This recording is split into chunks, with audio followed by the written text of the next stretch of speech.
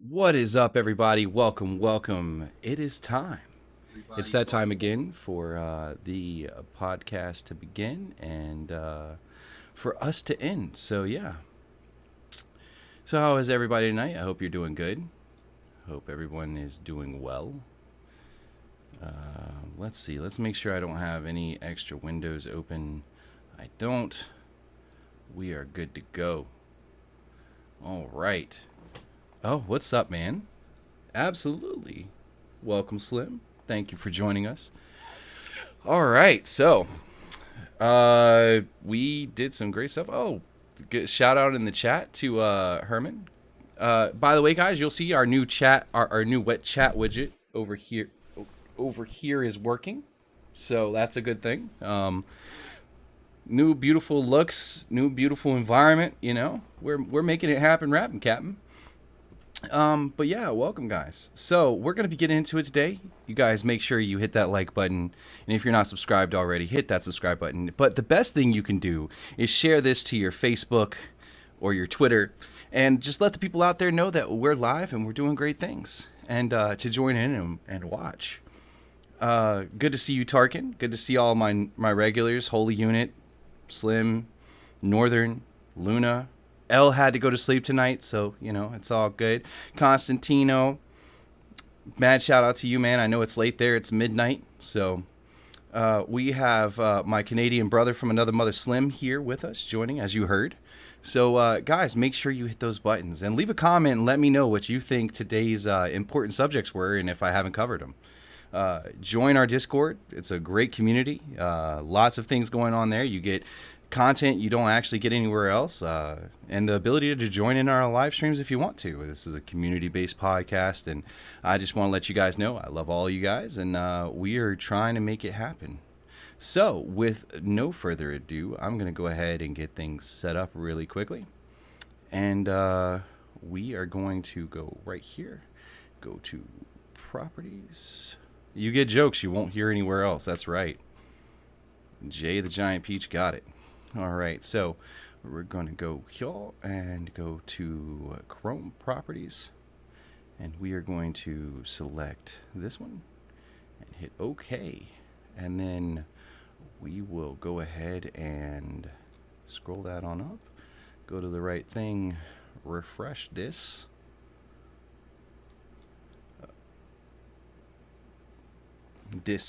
Refresh this control.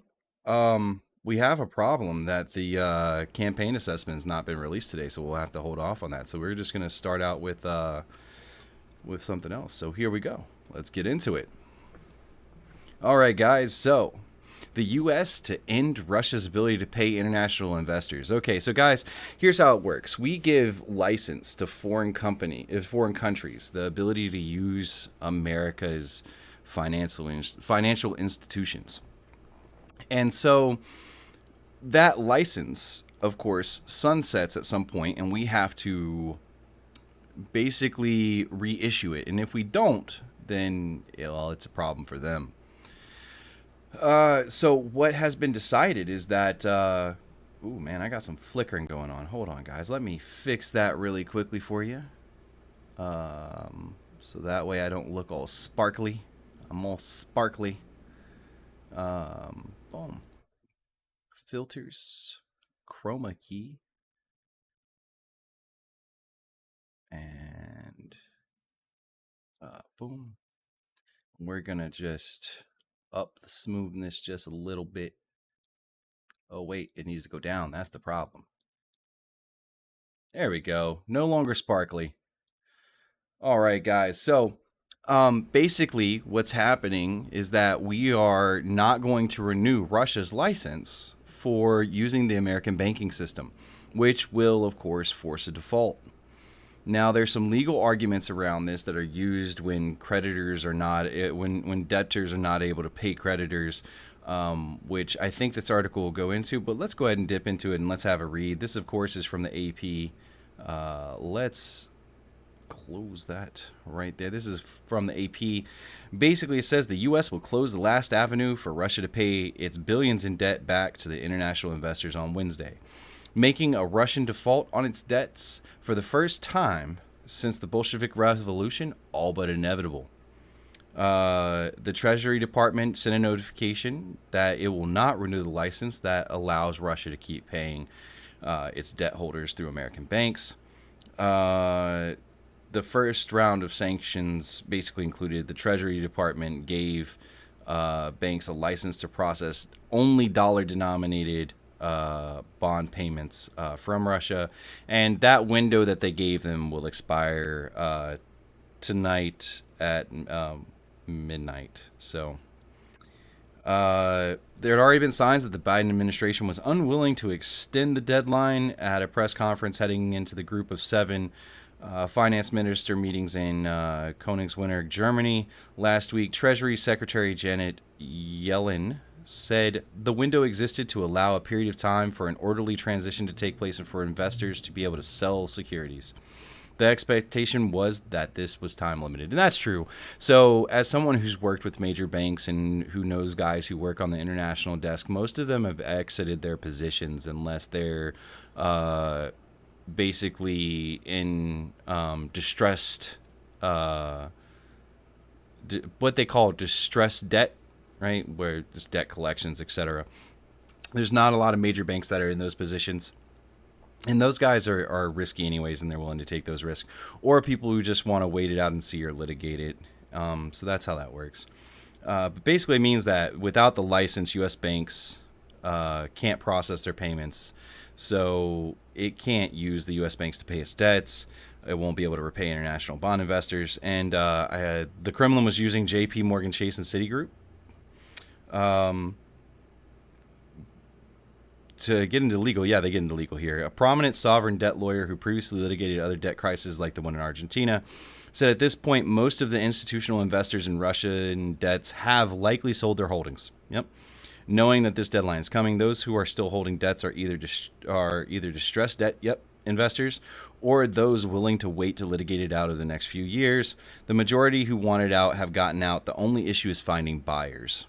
Right, so to exit your positions, you have to have people willing to buy those positions. And given how risky it is to hold those positions at the moment, it was difficult finding buyers. And with a fire sale, you get great deals. But this might not be a great deal for anyone.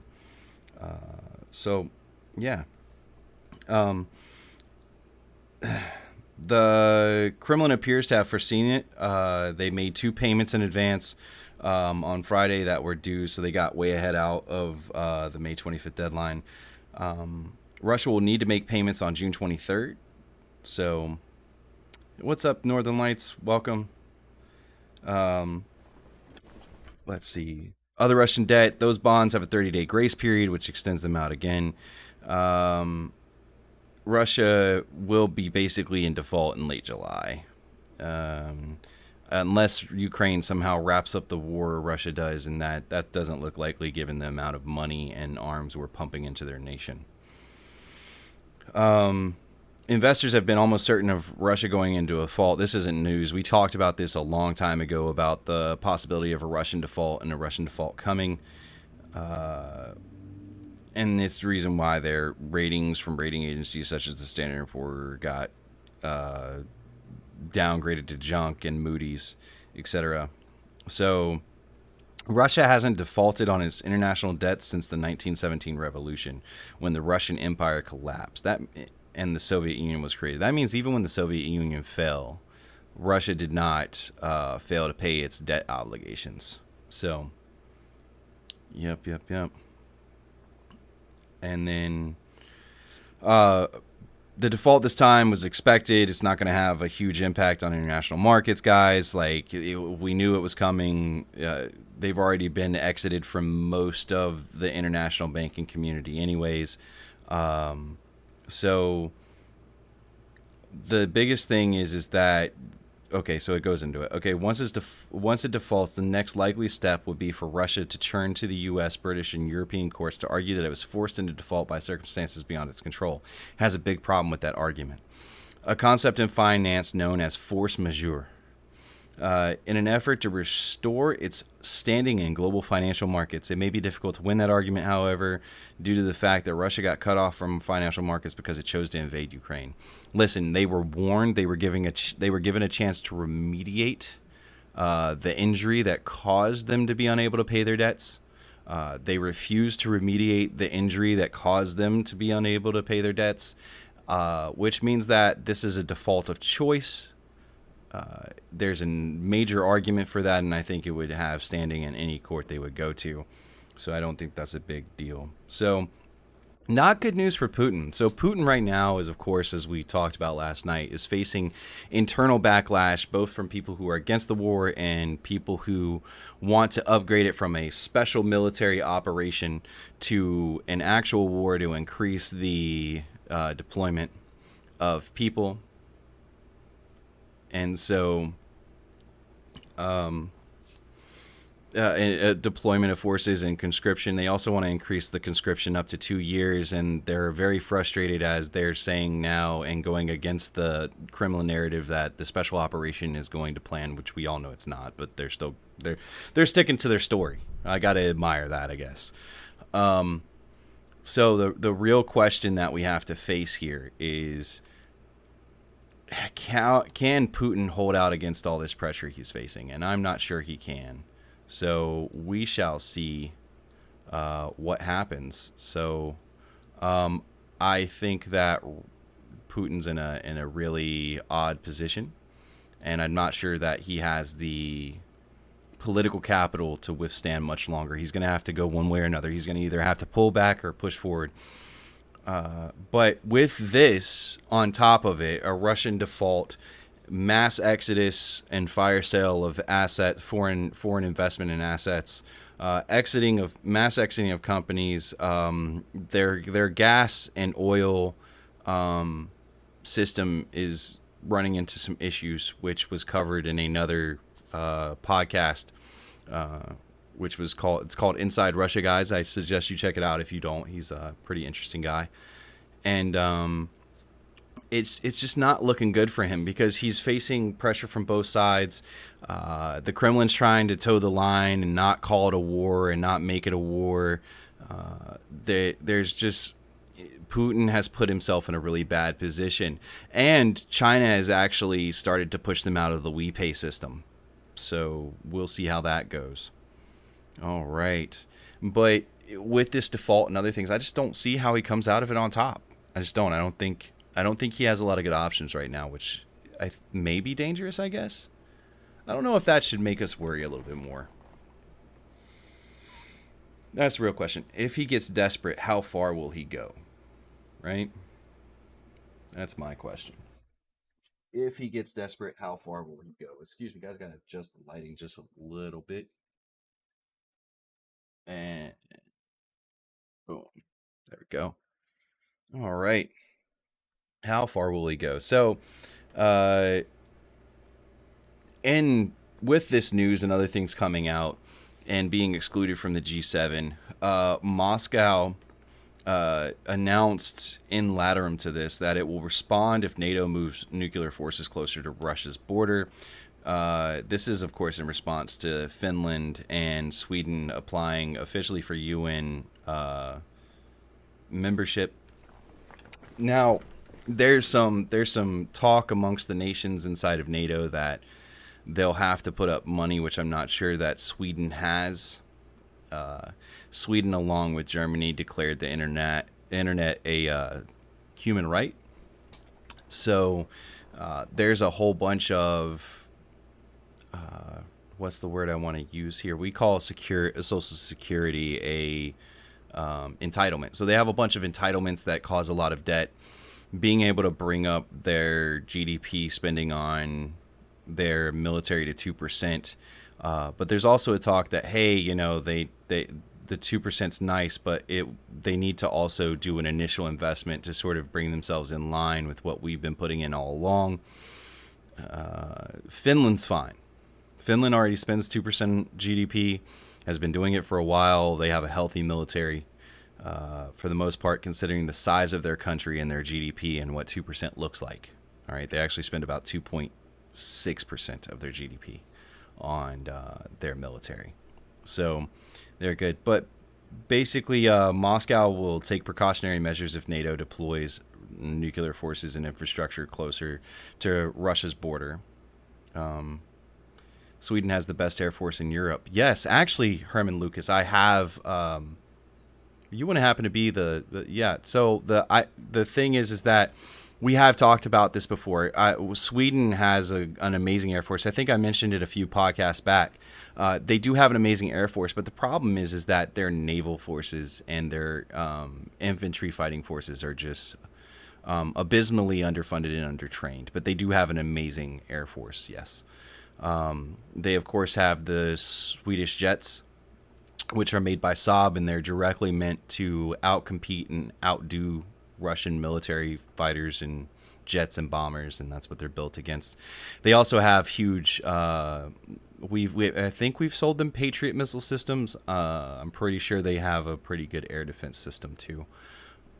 And I think they also have shown interest in the Israeli Iron Dome technologies, the new hypersonic one. So we'll see.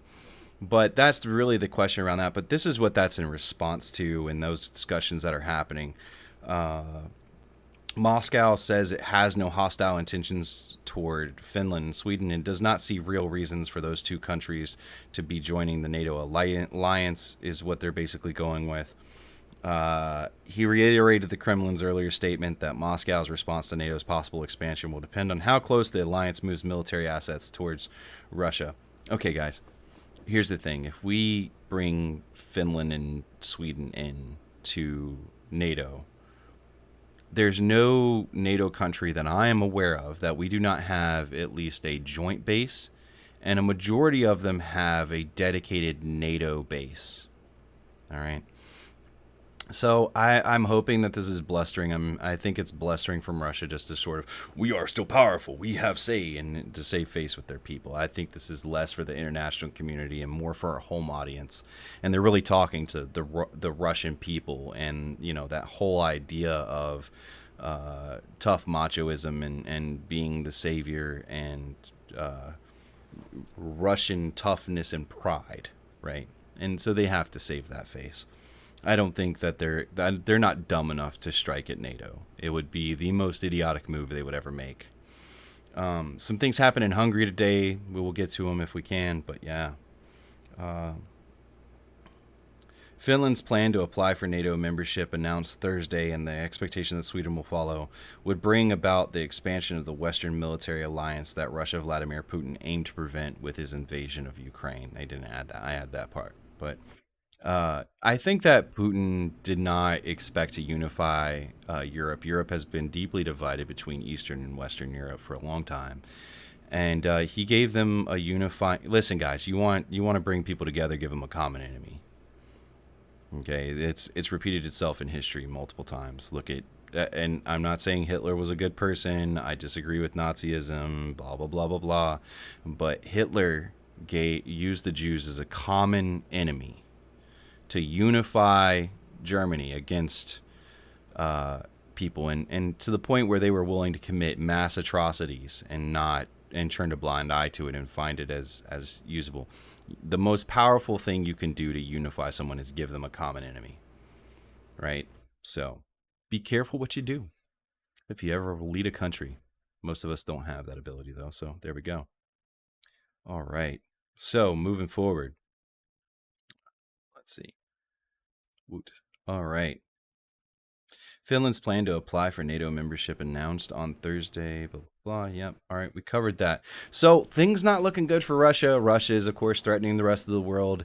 Ukraine is holding its ground. There was a major breakthrough. It seems that they took the half of the forces from around Mariupol and moved them up towards the Kherson Oblast, and they were able to do a push up towards the outside of Mykolaiv, in between the Ukrainian forces. I was looking at earlier today.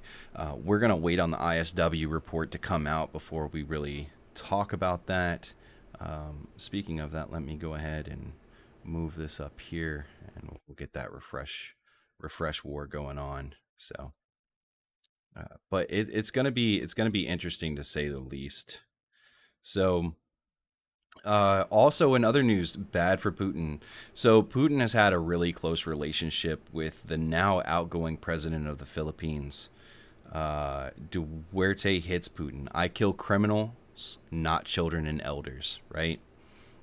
So for those who don't know, Duerte declared like a war on drugs and criminality, and there were extrajudicial killings that were going on in the streets of Manila and around the Philippines, and there seemed not to be any repercussions for them. And it turned out to be a program sort of instituted by Duerte, and he is definitely on the right wing, far right wing, and he believes that it was necessary to take back control of their country. And I'm not gonna argue one way or the other. I think that the way he went about it was kind of evil, but I can understand how he felt, um, given the problems with the Philippines and the issues that they're facing, especially with the rebels in the west in the mountains. So, um, outgoing Philippine President Rodrigo Duterte sharply criticized Russian leader Vladimir Putin for killings of innocent civilians in Ukraine, saying, "While the two of them have been tagged killers, I kill criminals. I don't kill children and elderly." Ooh, burn. I'm not sure how much of, like, bro, you still are killing people without a trial. I don't know if that would be my focus, right? Duerte, who openly calls Putin an idol and a friend, I mean, they're not exactly enemies, voiced his rebuke for the first time over Russia's invasion of Ukraine in remarks aired Tuesday, where he blamed the 3-month-old war for the spike in global oil prices that have battered many countries, especially the Philippines. They're already a poor country, and they've seen their gas prices almost double. While stressing he was not condemning the Russian president, Duarte disagreed with Putin's labeling of the invasion as a special military operation and said it was a full-scale war waged against a sovereign nation. I wonder if Putin's going to sanction him, ban him from coming to Russia. Many say that Putin and I are both killers. I've long told you Filipinos that I really kill. I mean, he has no problem admitting it. But I kill criminals. I don't kill children and elderly. We are in two different worlds. It's like, yo, you should turn this into a meme. He's like, I kill criminals, not children and the elderly. We are not the same. Like, that should just be his tagline. Ooh, didn't mean to do that. All right. Duarte, who steps down on June 30th when his turbulent 6-year term ends, has presided over a brutal anti-drugs crackdown. See, right there. Bam. One of our guys in one of our active users inside of our Discord is from the Philippines, and we've had a discussion about this. Has left more than 6,000 mostly petty suspects dead. Human rights groups have cited a much higher casualty and say innocent people, including children, have been killed in the campaign that Duarte vows to continue up to his last day in office. He basically launched this unprecedented, like, mass drug campaign, war on drugs, like literal war on drugs. And he's been sued hell to high water. They're signatories to international rights treaties and stuff that it's possible he clearly violated. I'm not going to dive all into that, but yeah. When he took office in 2016, he reached out to Russia and China to create trade and investment because he felt that with the direction he was going, the United States wasn't going to support him and what he was doing, and they wouldn't be seen to support him by giving him, um, money. So he's a known Putin ally, guys. So for him doing this, he's kind of putting his neck out there. But he said he was so more than a week after Russian forces laid siege on Ukraine, the Philippines voted in favor of a UN General Assembly resolution condemning the Russian invasion. The Philippines appealed for the protection of civilian and public infrastructure in Ukraine. Although Duarte held back from strongly criticizing Putin, said he would remain neutral in the conflict that could potentially lead to the use of nuclear weapons in World War III. Addressing Putin as a friend and the Russian embassy in Manila, Duarte urged them to stop bombing and firing artillery rounds on residential areas and allow innocent civilians to safely evacuate before launching in a bombardment. He said, "You are in control of everything. Anyway, you really started the ruckus there, so control your soldiers strictly. They are on a rampage." So Duarte is all about order and law, and if you break them, he'll break them to break you, right? I told I disagree with what he's done. I don't believe in extrajudicially killing people in normal circumstances. All right. Uh, this is not talking about martial law in a country that's at war or being invaded. Where those are exceptional circumstances. Okay, those are the exceptional circumstances where that changes a little bit for me. But unless you're under martial law because your country's being invaded, you should abide by the law. And I've had a long-standing issue with this situation here because I know I have friends in the Philippines. I have people I know from the Philippines that have dealt with this because you can be accused of a minor crime and you could possibly be executed in the middle of the street by the police and nobody will do shit about it. I think it was the wrong way to do a solution. But the thing is that he also held officers accountable when they tried to abuse the authority he gave them to carry out those things. So, oh, Herman is from Norway. So yeah, that's he's the homie. So yeah, so yeah, there we go. And it's great. You guys can actually see the messages now from our YouTube channel on our stream. So you guys will know what I'm responding to. Anyway, you really started ruckus. Control your soldiers. So I think that he's trying to say, hey, you need to get your shit right. Give that wolf a banana. Huh? What? I don't understand that saying. What does that mean? All right. Addressing Putin as a friend. Blah, blah, blah. So I'm on the way out, and I don't know how to solve the problem. You have to solve the war between Ukraine and Russia before we can talk about even returning to normalcy. He's right. Eurovision. Got you. Oh, the movie. Yeah. Dude, I forget about that thing all the time. All right, let's see. Let's control R and see where we are, because that's the last of our Russia coverage. All right, looks like they usually post around 7. Looks like they may have pushed it to 8. Today was a busy day in Ukraine, guys. And I don't want to get too much into it until I have maps and stuff to show you guys. All right, so that's where we are in Russia. Vladimir Putin's under a lot of pressure.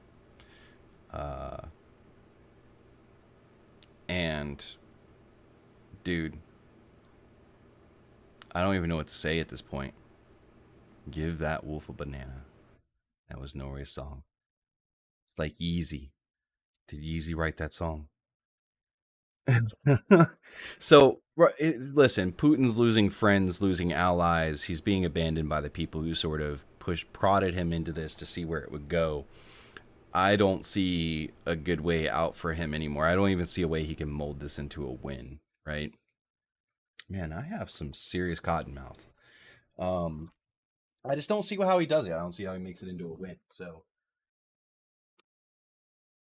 what do you guys think?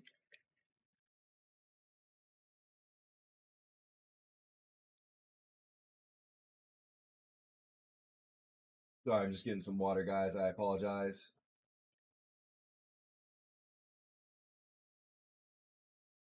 No, I gotta fill up my water jug. I should have done that before the stream, man. Should have done it before the stream.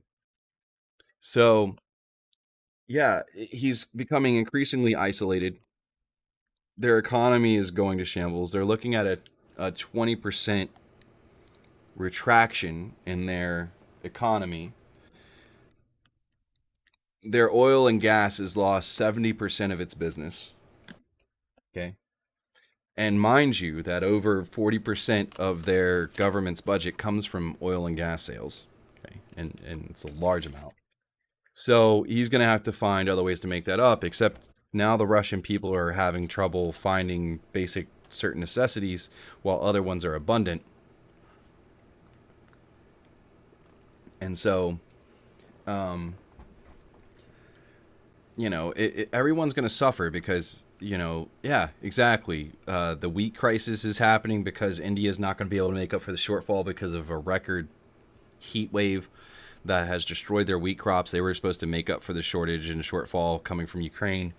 Russia has basically blocked the Ukrainian waters with mines, along with Ukraine also mined those waters, and it doesn't make sense to disclose where their mines are to, you know, merchant vessels, merchant marine vessels, because of course those will instantly go into Russian hands. Um, it's insane. It's insanity, and that's why Russia took 5 boats, 5 large container ships uh, worth of wheat and grain to Russia because they knew this was coming. And they have 3 years worth of stockpiles in Ukraine of wheat and other things in case they had a shortfall, so they could maintain the status quo supply to the rest of the world. Except now those are rotting away because the power is getting knocked out. There's no way to ship them. There's no way to maintain the silos. It's going to be insane. And that's affecting the Philippines too. Listen, wheat is almost in everything. We went over this in like the second podcast. So it's interesting. Putin is under a lot of strain internally now. People are openly. There was a concert where they were chanting, "Fuck the war." Okay, an entire stadium of people in Russia shouting "Fuck the war," because what are they going to do? Arrest the entire stadium, right? Mm.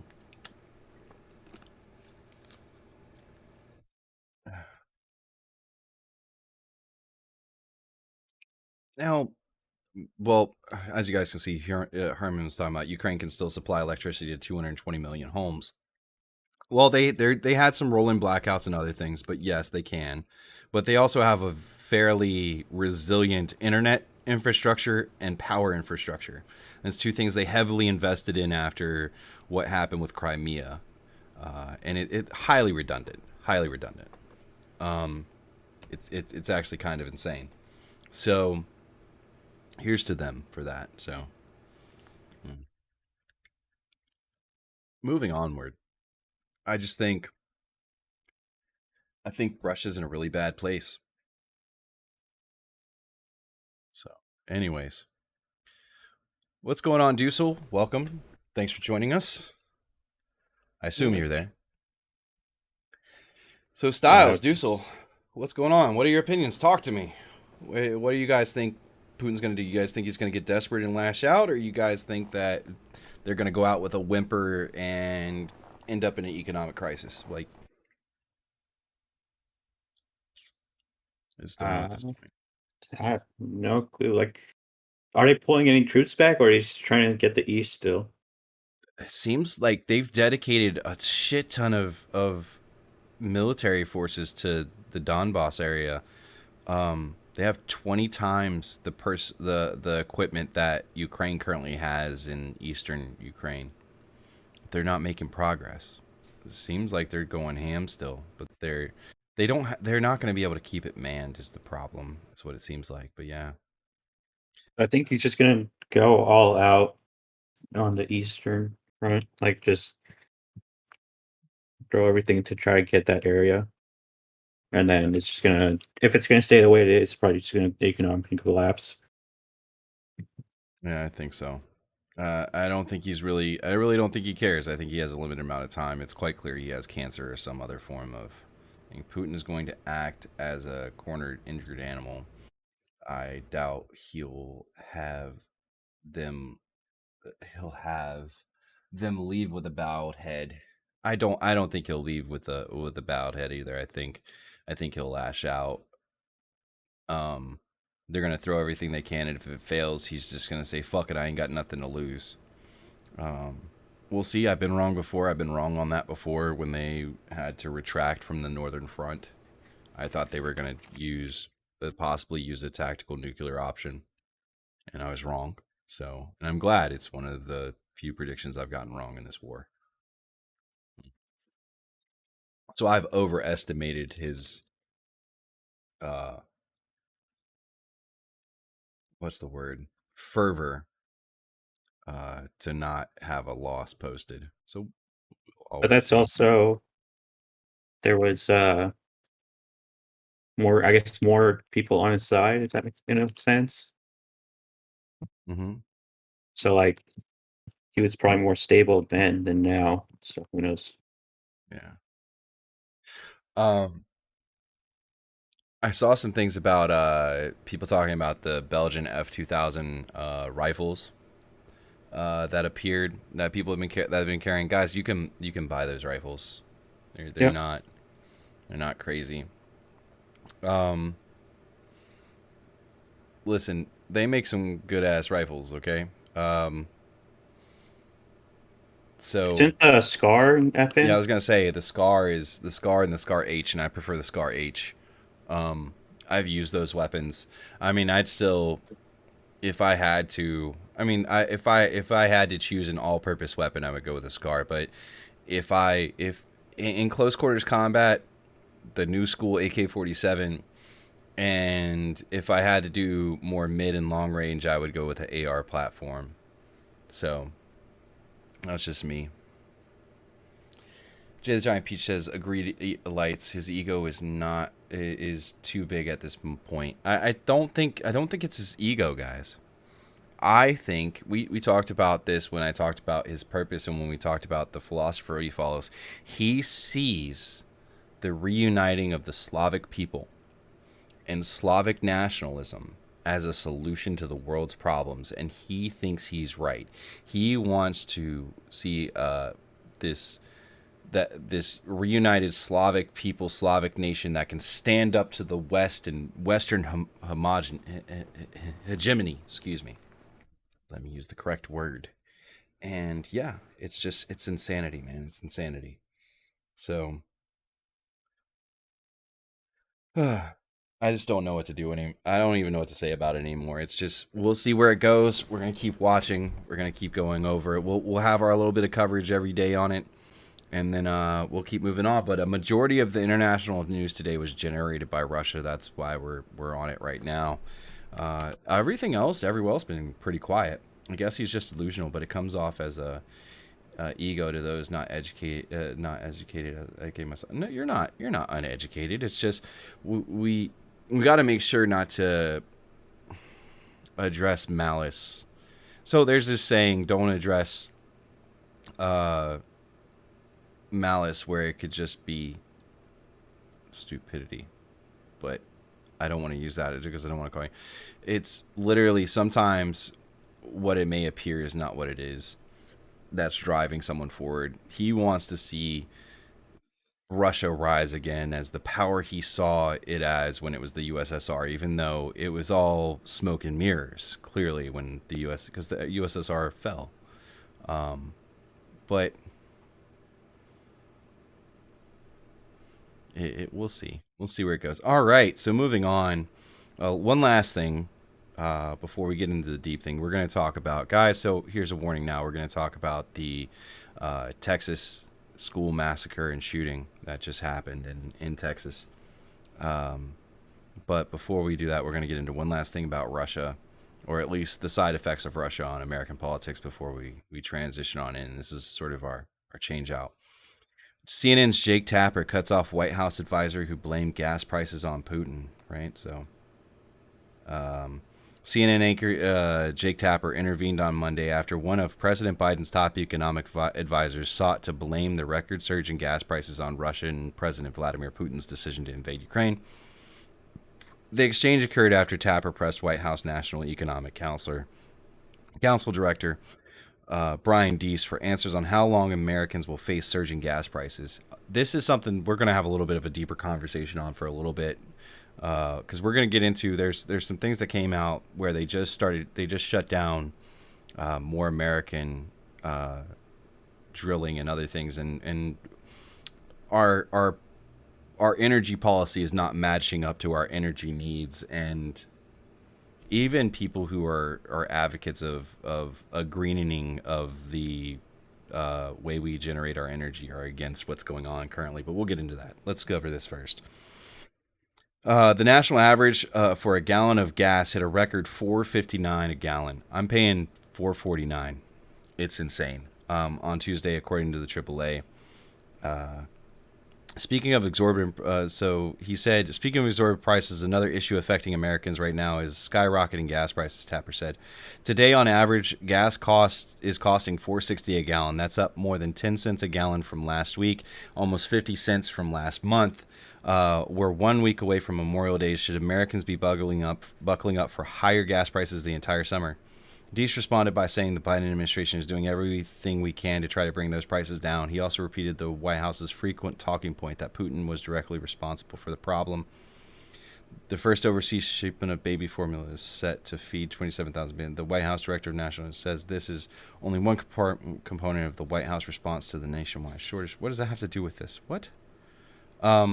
As you know, this all emanates from President Putin's decision to invade Ukraine. Dee said, not all of it. Tapper interjected, cutting it off. Dee, not all of it. Some of it, yes.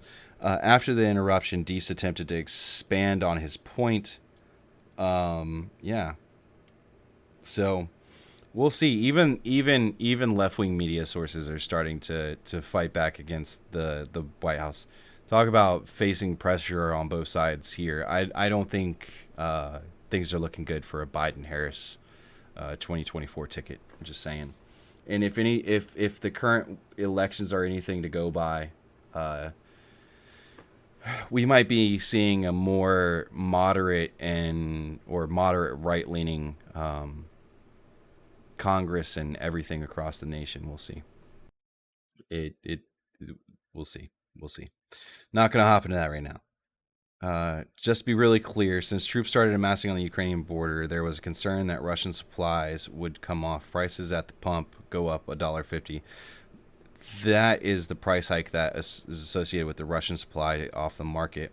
But also, to your point, Russian refining capacity as well, because we have not only a shortage of supply of oil, but also the refining capacity to turn that oil into gasoline and diesel as well. He continued, we're doing everything we can to bring more supply onto the market. Tapper admitted it's not all Putin's fault. I'm shocked. No, Sorka. I know I'm shocked. Yeah, no way there will be elected. Okay, how Biden will even run. It's going to be so. So I try to avoid. I didn't like when they attacked Trump's mental capacity, and we're talking about trying to use the 25th Amendment to remove him from office. I think that those are very extreme views. You should never overturn the people's will once it's in place.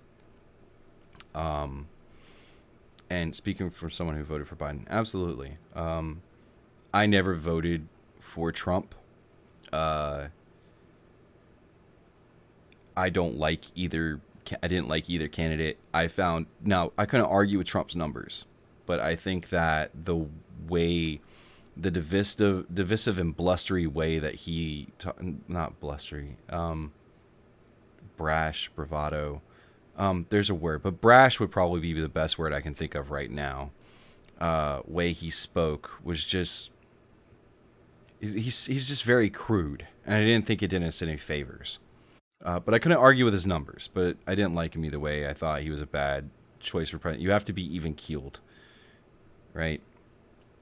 I think that this last election wasn't really a vote for Biden. I think it was a vote against Trump. And I do think that there are legitimate questions around the security and integrity of our elections. They were raised in 2016 by Democrats, and they only disappeared when it didn't fit the narrative that they wanted. I think there are a lot of things we can do to make sure that our elections are secure. I think that there's no reason that as Americans bringing up the idea that we should need or want secure elections is a negative thing. And at the same time, I also think that trying to undo the people's will is a bad thing also. I think that mail-in ballots where you don't verify who it came from or if even the person that's voting is the person who filled it out is a bad idea. Every country... So all these people who are on the left that talk about all these countries over in Europe, guess what you need to vote? An ID. Guess who supports them? 87% of Black Americans support voter ID, etc. I just don't see how they survive through this. Gas prices, yes, they went up some from Russian, but Russian oil only attributed to 7% of American oil supply. Okay, the price of gas has doubled. Last year, this time, it was $2.18. You can't tell me that it doubled from Russia.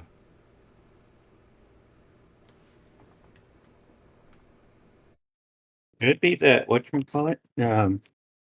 Since like restrictions and stuff are lifting, there's also more people, and since like they had the supply No, for however many were our in supply lockdown. consumption has only increased about 7%, 8% over the last year. And most of the restrictions are already lifted across most of the U.S. So people were still driving. Actually, people were driving more and going out to parks and doing stuff they had never done in a long time. The national park saw a huge resurgence of people visiting. So it really wasn't that. Our consumption just went different places, not down, really. It did at first for like the first year. But 2021 saw basically consumption went up to back to where it was. Many Republicans didn't vote because of Trump. We are seeing Republican Congress and gubernatorial candidates not wanting his support. Listen, I don't want to make this about Trump. I try to avoid the whole Trump train and never Trump mentality. I think that discussing politics revolving around one person is negative. What I will say is I think that when there's a saying, so it's called in nolo parentum, acting as in place of the parent, right? I think that's what has driven the nail into the Democratic Party. This craziness coming from teachers that they don't have to respect a parent's wishes, right, is just insanity. Insanity, right? I think that you have to really hold on, guys. I gotta show you something. So here's where I have a problem. Let me go to youtube.com and go to history. I was doing some research, so let's go down and we'll go to it's here. Yeah, I went on search for music. Can you tell I've been doing some stuff on how to grow our viewership? Yeah, kind of. All right, I'm going to take this off a stream real quick. Close this. And then we'll go up here to history. I don't need you guys knowing where I bank at and shit. So we're going to cover that in a minute. Let's cut that back. I'm going to go here. Oh, here we go. So, bam. Like, guys, watch this. Like, tell me, would you not be offended? I'm here in Berkeley, California, to find out Let's watch if this real voter quick. ID laws suppress the black vote. 87% of black Americans support voter ID, by the way. But listen to this shit and tell me, is this racist? Yeah, they're usually pretty racist and they're bad. I think voter ID laws are a way to perpetuate racism. Would you go as far as say those laws are racist? For sure. Do you think it suppresses the African American vote? Definitely. Because they're less likely to have state IDs. Minority voters are less likely to have the kinds of IDs that are Styles is described or required. These type of people don't live in areas with easy access to DMVs or other places where they can get identification. You can always get IDs you do over the internet. Does that also would make it difficult for black people in particular? Yeah, you have to have access to the internet. You have to be able to pay an internet service provider for certain fees. Do you think that's harder for black people to go online? Well, I feel like they don't have the knowledge of how it works. A lot of people have smartphones, but you might not have data. For most of the communities, they don't really know what is out there just because they're not aware or like they're not informed. You'd be surprised how many people say this shit. Like black voting with how if you're a convicted It's a felon, common view, like, you're not Jay, allowed I to vote swear. and everything. And when you look at swing states like Florida, that's a huge population of the like African Americans. Now I'm here in East Harlem to ask black people their thoughts on what you just heard. Do you have ID normally? You carry ID around? Yes, I have state ID. Do you carry ID? Yes, I do. As a black You know person, you anybody- carry any ID black because person it gives doesn't it's an if you don't have it, it's an I know invitation to has police ID. to fuck Well, with they you. think we don't have It's ID? literally ingrained. That's a lie. Why would you say that? Do you have ID? Yes. Because I have my ID and my friends have their ID, so like we know what we need to carry around. Everybody that I know have ID. Like, that's one of the things you need to walk around with New York with, ID. Do you know any Yeah. black Let adults the who let does the not cops have catch ID? you without ID. Is it a weird thing to even say that? Yes, it is. What is this, some type of trick candy cameras? I know, right? That's the only thing I brought with me. Those are legit IDs. I heard a lot also that black people can't figure out how to get to the DMV. Watch this. What does that say to you? I know it's at on 25th Street. Do you know where Motherfucker knows where it's at without even looking on his phone. 125th Street and 3rd Avenue. Knows where it is without looking on his Do you have phone. a problem getting It's there? a small ass office too. I know you sound like silly So guys, questions. my You know family's where from it New is? York, You know where from it is? Brooklyn. Yes. You can get there? Uh-huh. No problem. No problem. Just checking. Okay. And I also heard a lot that black people, especially poor black people, have no access to the internet, can't figure out how to use the internet. He's outside of bricks. This is a low-income neighborhood. You see those towers over here? I can't. Over there? Those towers over there are the projects. I've had access to the internet for years. You know how to use it properly, right? Exactly. I do it at He's work. by the Of projects. course I know how to use it. My kids know how to use it. Everybody I know has have access. iPads, These are the iPhones, poorest people in New York Your City. phone has data?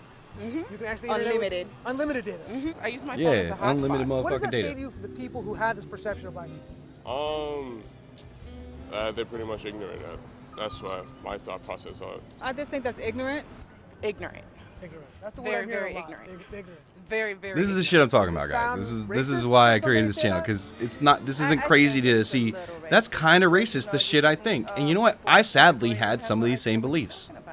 Maybe a It's little racist bit as of shit. racist in it, but like I said, I think it's more stupidity and ignorance. Judging somebody, like, what, you judging them because they black, saying that they don't got it? What people are they talking to? Who are these people talking to? Do you have a problem that if you go to vote and they say, can we please see your ID to make sure you are who you say you are? Are you cool? Love showing my ID. You got no problem with that? Exactly. Would you have a Exactly. problem if when you go to vote, Exactly. and they say, can we please just see your ID to make sure you are who you say you are? Do you have an issue with that? No. Would you have a problem if there was a rule where you had He to looked show at him like your he's ID stupid. He's like, in order to vote? no. I don't think so. No. Would you have an issue if there was a rule saying you got to show your ID before you vote? Nah. Are you cool with that? Yeah. Highly liberal city. The funny Bro. part about this whole video is like how these people were commenting like as if being black was living in a third world country. Mm-hmm. And how They they live- associate poverty with blackness, right? Yeah. And you're a Yeah, liberal. They live next door to you. Like third world country to your next door neighbor. Mhm. Like what the fuck? I don't get it. Like, guys, you can get a prepaid phone, $35 a month, unlimited data, unlimited phone, and unlimited text. $35. Some stupidity. It's just some stupid shit, right? This is the problem that we're facing. They were young, white, young, privileged kids who have been educated. But that's the thing you got to understand. In the cities, the people who make up a majority of liberals, okay, are who? Well-off, white, college-educated individuals. That's why you go to UC Berkeley, UNC, UNCC, Duke University. You go to their campuses, you ask people, you'll see this espoused. These are the people that move into large cities because they can afford it. Because they can get jobs with Bank of America, Wells Fargo, Duke Energy. I've worked for all these companies. I know the people who are there, and I know that they're a majority liberal. I used to, and I heard some of these same lines so much that I started to believe them myself. And then I started to think about it. I'm like, wait, this is kind of really racist. Like, I was raised in a black family. I was raised in black culture, right? I was raised by black people. The woman I consider like my mother is black, right? So, like, for me, looking at this, I'm like, wait, who are they talking? Because I started, and like I was like thinking about it one day, and I was going through the whole voter ID and thinking about how I felt about it, and you know, I had this, oh man, it's racist, and I'm like, wait, no, I don't know one black person that doesn't have fucking ID. I don't know one black person who does not have ID, guys. I don't know anyone. Just like those people in that video didn't know one black person who doesn't have ID, right? Because you're taught not to give the cops or other people a reason to fuck with you, and not having ID is a pretty easy way for them to be able to fuck with you. Okay, so I don't know anybody who doesn't have it. You need it to function, especially in New York City, right? And the great thing is that voter ID laws are required to cause a state to make basic ID free. They can't charge for it or the documents that are needed to support it. Yeah, it's fucking insane, man. It's fucking insane. Well, only black leaders on the left. So, like, when we're talking about this is the insanity that I'm fucking talking about. This is why Red Wave is coming. But not only that, let me go show you some new shit.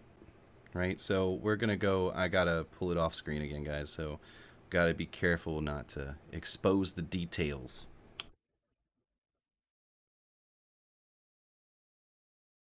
So, if we go to...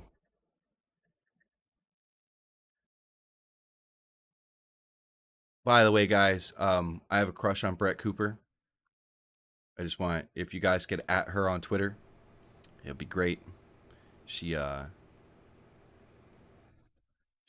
know, I have been put in the position to dead name and misgender students for the last few months or whatever since I started working at my current school corporation, and today was the day that I resigned. I was called in and they said they had a meeting with the superintendent or assistant superintendent. GA voters prove the narrative. What was that? GA voters prove the narrative that black voters being kept away from the polls to be incorrect. Yeah, did you guys see it? Record hit with the new voter ID laws. Still record early voting turnout. Early voting is almost always Democrat and majority minority, mostly black. Superintendent and the school lawyer, and that this is why they're losing. While they are here, while the students are with us, we are acting because in the left can't speak out against shit like means this. that we are acting in place of the parents, and so therefore we have to abide by parent wishes. Because of this, I have resigned. I will not be put in a position to feel like I'm going against my own community, and I will not feed into misgendering. Dead naming is supposedly when a person considers themselves non-binary or trans and they change their pronouns or their name. Their pronouns, right? And so you call a he a she or a she a he, right? So... I love this comment. Luna? Somebody said, my wife is a teacher and this is actually her solution to the entire issue. Every time a student says pronoun stuff, she just asks what their parents call them. Easy day. Your 10-year-old's political stance is no longer her problem. She just does what the parents wants. There you go. Welcome, Luna. So, yeah, by the way, I'm entirely in love with this woman. Oh, Lord Jesus. All right, moving forward. Yeah. Or have you guys seen the libs of TikTok stuff? Like guys, this is like you're taking, like I know so many liberal parents because of things like the stuff that you see on libs of TikTok that it's just, it's insane, right?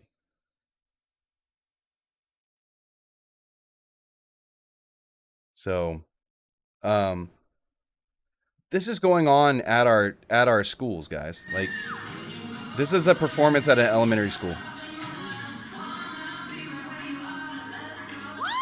Why is this going on at an elementary school?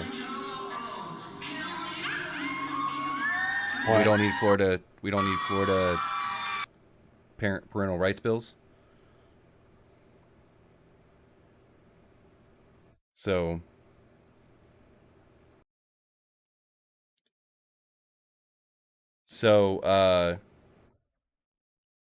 yeah, hold on. This right here. Today making a video that isn't like the other content that I typically make. Basically, I'm raising money to help fund my son's transition-related costs. I'm sharing this with his permission. Basically, we already have a diagnosis of gender dysphoria for him. We have gotten his blood work done, and we need to start him on puberty blockers as soon as possible. Whose choice is that? I transitioned later, so I wasn't familiar with how puberty blockers work. Who's what? Whose Basically, choice is that? Like, is that the dad's choice to put the kid on, or It's is that like, he's apparently wanting to put his kid on puberty blockers. His kid's 11, dude. 11. The thing is that a lot of people who transition, there's a lot over almost 40% of them end up regretting the choice. 60% regret or feel that it made no difference in their life. Okay, or had a negative effect on their life. And I think it's like 64, 65%. We're talking about people that did a complete sex change, right? Mm-hmm. Yeah. Transitioned or went on puberty blockers, yes. Yeah. Early enough to avoid puberty. The problem with puberty blockers is it stunts your growth, stops bone development, but it's really bad for women. All right? Biological females. Let's be clear here. I got to be clear in my terminology. Because women naturally have lower bone density than men and have osteoporosis eventually and later on in life, quite often, much more often than men because of the difference in bone density. When you puberty block, so he's referring to his son, right? So if he's trans and he goes by the whole trans, that means that this is a biological female that identifies as a male. When you puberty block a little girl, their bone density stays what it is as a child, meaning that their bones are even weaker. Now they're out there trying to participate in, let's say, male sports. A male who has 2 times the bone density of a female. Naturally. One that wasn't put on puberty blockers. What happens when my skull cracks into yours? We run into each other. Our heads butt, right? Normally we'd be swelled up and shit. I've had this shit happen in basketball. Not even football that I played. When I was playing basketball, this shit happened. Fucking had a huge knot, and this is the two, me and another dude. Like, yo. It's craziness. So, giving out gender expression kits to, so this stuff.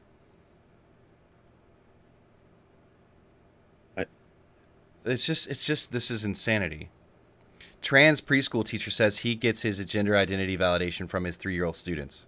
Well, completely from. There's tons of these videos. Really Go ahead. heartwarming that the kids just got it. No, the kids don't But even my know. favorite reaction, They don't. and it Like, sums me up so they're well, just I doing what think. they're told. Like, they're not having their own decision about it. Love how petty it's gonna make me. I got this job without an in-person interview, so I they try to took keep, no time to screen how I look. I'm raising 2 or young kids myself. 9 and 11. And then kind of like not mind control, A but boy and a girl. I try to keep it, like, of course they come home with these, LGBTQ titles and stuff like that they've learned and whatnot. And I do sit down and I explain what it means, each of those titles, but I try to keep the conversation about individuality. Mm-hmm. I keep it like completely off the books. Mm-hmm. I want them to come to me and say that I think I'm different, not by force feeding them a narrative, and I will pull them out of a school that feeds that narrative. So, guys, I have no problem with people having their sexual identity, someone being trans, my problem is that these conversations, you know what I knew when I was going to school about my teachers? Not jack shit.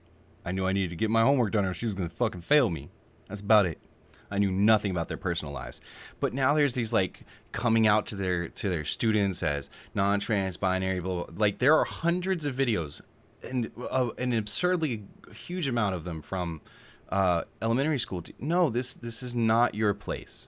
And then the idea that you're not going to tell parents about their children's gender identity, or respect the parents' wishes as far as their personal beliefs and how they want to try. The thing is that, for example, I talked about how my daughter was a tomboy, and she said she thought girls were pretty, and a teacher took it upon themselves to explain to her that because she thought girls were pretty, she was gay. And I had to correct that, and we had this conversation. And you talked about your friend and your uncle when you were talking to your kids, and how you sort of explained the idea of gay, right? And what did and didn't make you gay without going too deep into it. And I liked your approach. I'm not going to get into it because that's up to you to share or not. And I want to talk about how you interact with your children without you putting it out there. So, but it was, I was like, yo, I think my friend looks good. He has muscles, etc. But yeah. And then they get a problem with calling them groomers. Yeah, you're grooming them into an ideology and teaching them very early about sex. Sexual identity and sexuality have to do with having sex. There are books right now that are in elementary schools that you cannot read. You're not allowed to read at school board meetings. It's fucking retarded. I think what they're going for and the way they're doing it is all backwards. Like, I can see it's like the basic kind of like line of it would be inclusivity and everyone, like, like that, but like force feeding and trying to say like, oh, well, I'm like this, and I don't want you to, like, you know what I mean? Yeah, no, we can have a much larger conversation, but to circle this back, parents bringing this up, right? Parents who brought this up, and there's one from back on May 24th where, like, the Adams 12 deal that happened, right, where they literally couldn't read these books, and parents being silenced. There was another one that just happened out of Clark County. Hold on one second. Pornographic. So they deemed it too pornographic for, hold on, let's go here. I think it was here, videos.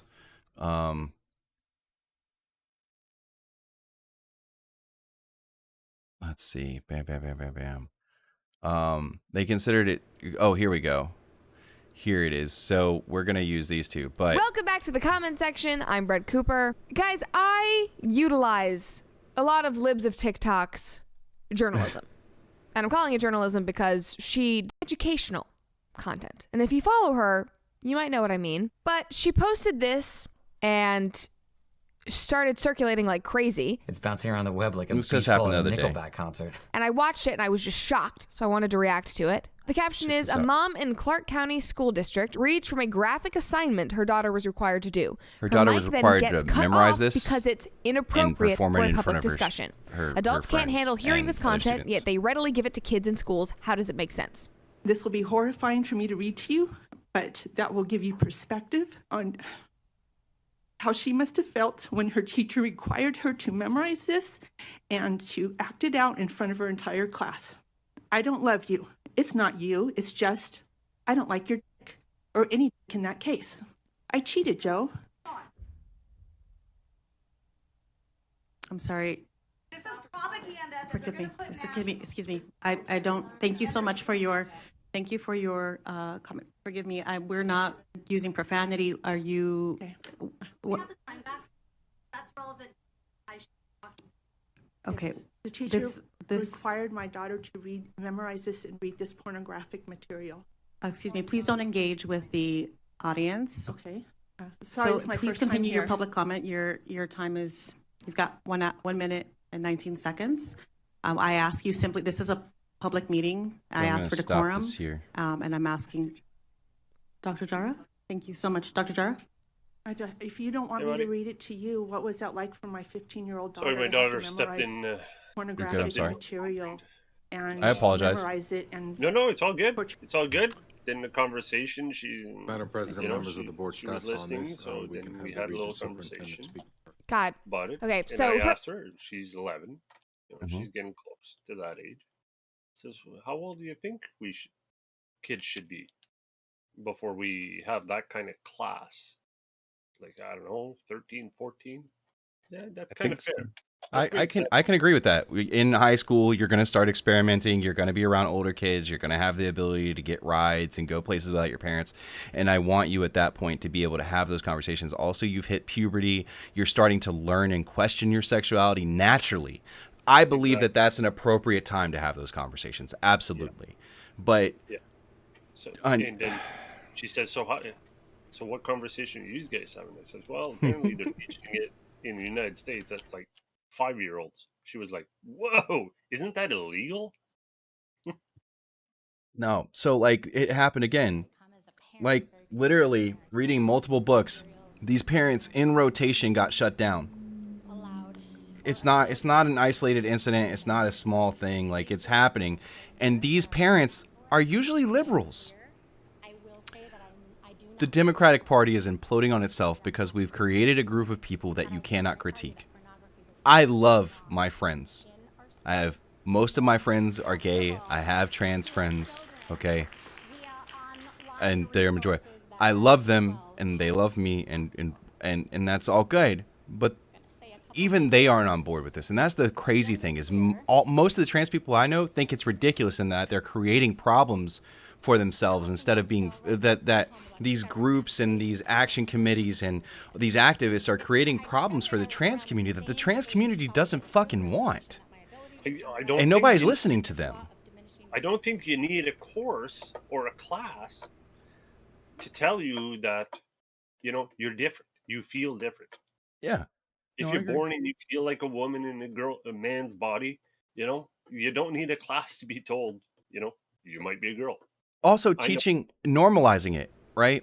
It's not normal. It's okay to be those things, but it is not the norm. And to say we need to normalize this thing that is not the norm.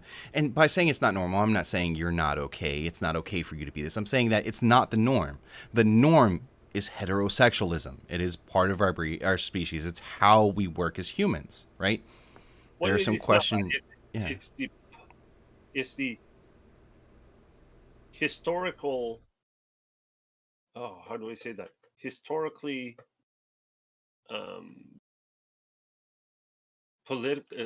socially accepted the standard, I guess. Yeah. But what they're saying is is that needs to change. I agree. I agree to some extent that I think acceptance needs to change. I think that it needs to be acceptable, and we need to teach that it's acceptable to be these things, and it's okay to be these things, and you shouldn't hurt people or harm them or ridicule them or make them feel othered, right? And I like that term. But like you were saying is it's not normal. It's not the norm, but it's okay. All of it should become the norm. No, I think so. This is the problem with the English language, right? So there's a great way that the different normals are really well explained in the German language, and I love it for that reason. It's very difficult in English. By normal, we say it's normal. We use that in reference to okay, and we also say it's normal as in this is what just normally happens, right? Yeah. So there are two different meanings to the same word. All right. So when I say the norm, I don't mean the okay. I mean that this is the norm. This is what atypically happens. This is what atypically exists, right? Mm-hmm. Transgender individuals make up less than 1% of the population. Yet if you turn on TikTok and you let your kids on TikTok, watch how many different trans videos they come into contact with in versus to other things, right? It's quite interesting that it represents about 30% of the content in some form or way has some form of trans messaging or LGBTQ messaging. 35% of the content. It also, that doesn't happen in China. It's very interesting how the algorithm changes to promote being smart, being an engineer, not shitty dances and e-girls and look at me, I'm gay and I have a million different pronouns, right? They don't promote that.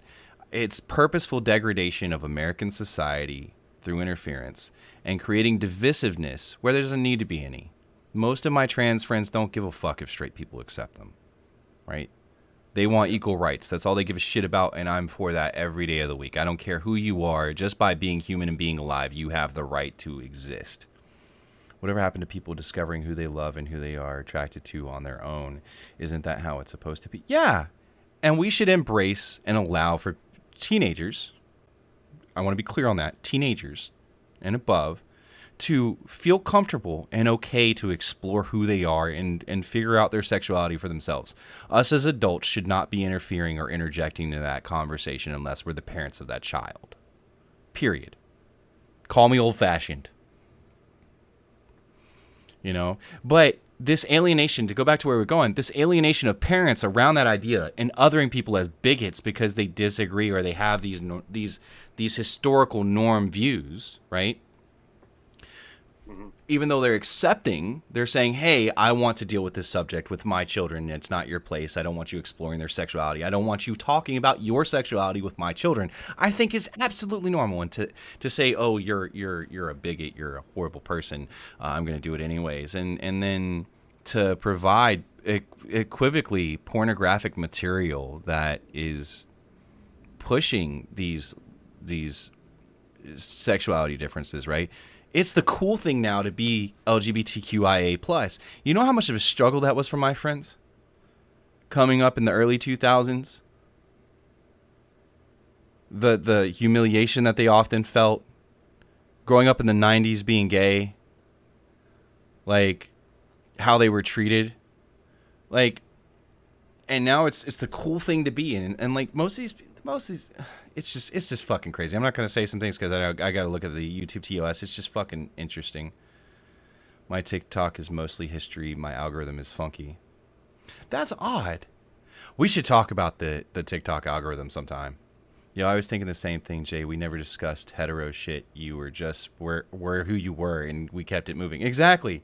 I didn't give a fuck. Yo, I honestly believe that most girls have some form of bi-curiosity. That's my opinion. Right?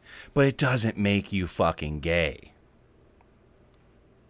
But now if you're a tomboy, they're going to want, like, they literally, there's a thing at Target where they created this label called, I got to show you guys this. Hold on. Last thing, and we're going to get off this subject, but it was about the alienation of parents with this subject. But Target tomboy, yeah, Target, this should come up. Yeah, so hold on. The Luna's comment in our sex ed class, it was just about safe sex and what about STDs and things like that. But it's just like what to look out for, what to, like, if you're gonna try safely, and like just like that. There's no like, oh, this is what it means if you're like this. It's not like that. It's just safe sex and what sex is and how to do it like. That's what it should be. So yeah, like. But they're selling, so Target released this thing and they had sizes for kids 9 and up, selling compression tops and packing shorts. For those guys for people who don't know, packing shorts is where it tucks your junk for you and holds it in place. Like, it's just, and then I get accused of dog whistling, right? Oh, you're anti-trans and you're just using this as an excuse. No, it's extremism. Be who you are. I will call you by your name, right? The name you choose, I don't give a fuck. Names are important, okay? It's when we get into going where it's not scientific, where we go to indoctrinate, where we're grooming children early on to be accepted, to be normalized, to being introduced to sexual acts or sexual content or sexual discussion. I don't want children to think that someone coming up to them and having a sexual discussion with them or a conversation about sexuality is normal. I don't want that. It sets up a bad precedent where they could get into bad situations not seeing there's a strong barrier right there. Adult and child should never have any conversation about sex. Period. It's a parent that's teaching them. Yeah, exactly. But like and not. But that's still in a time, like there's a time for that. It's not like when they're little or like yeah, that's what I'm talking school. about. Like when they're little. I'm talking when I say children, I mean children under the ages of 12, right? Okay, yeah, then no. Like when I say children, I mean under 12. So I separate children and teenagers. Once you're 12 going into 13, you start into the teenager years, right? And there's a gray area there, which I think is for parents and communities to sort of decide where they feel is appropriate, right? And that will vary person to person, community to community, state to state. And I believe it should be a state issue, but I think that it should be banned. No teacher should be talking about their sexuality, who they are sexually, who they're sexually attracted to, coming out to. No. Reading books about sexuality to their classes, other things. And I don't care, gay or straight, trans or not. I don't care. I don't want any of that, right? Period. Remember, go ahead, sorry. I don't remember what grade I started learning, sex ed.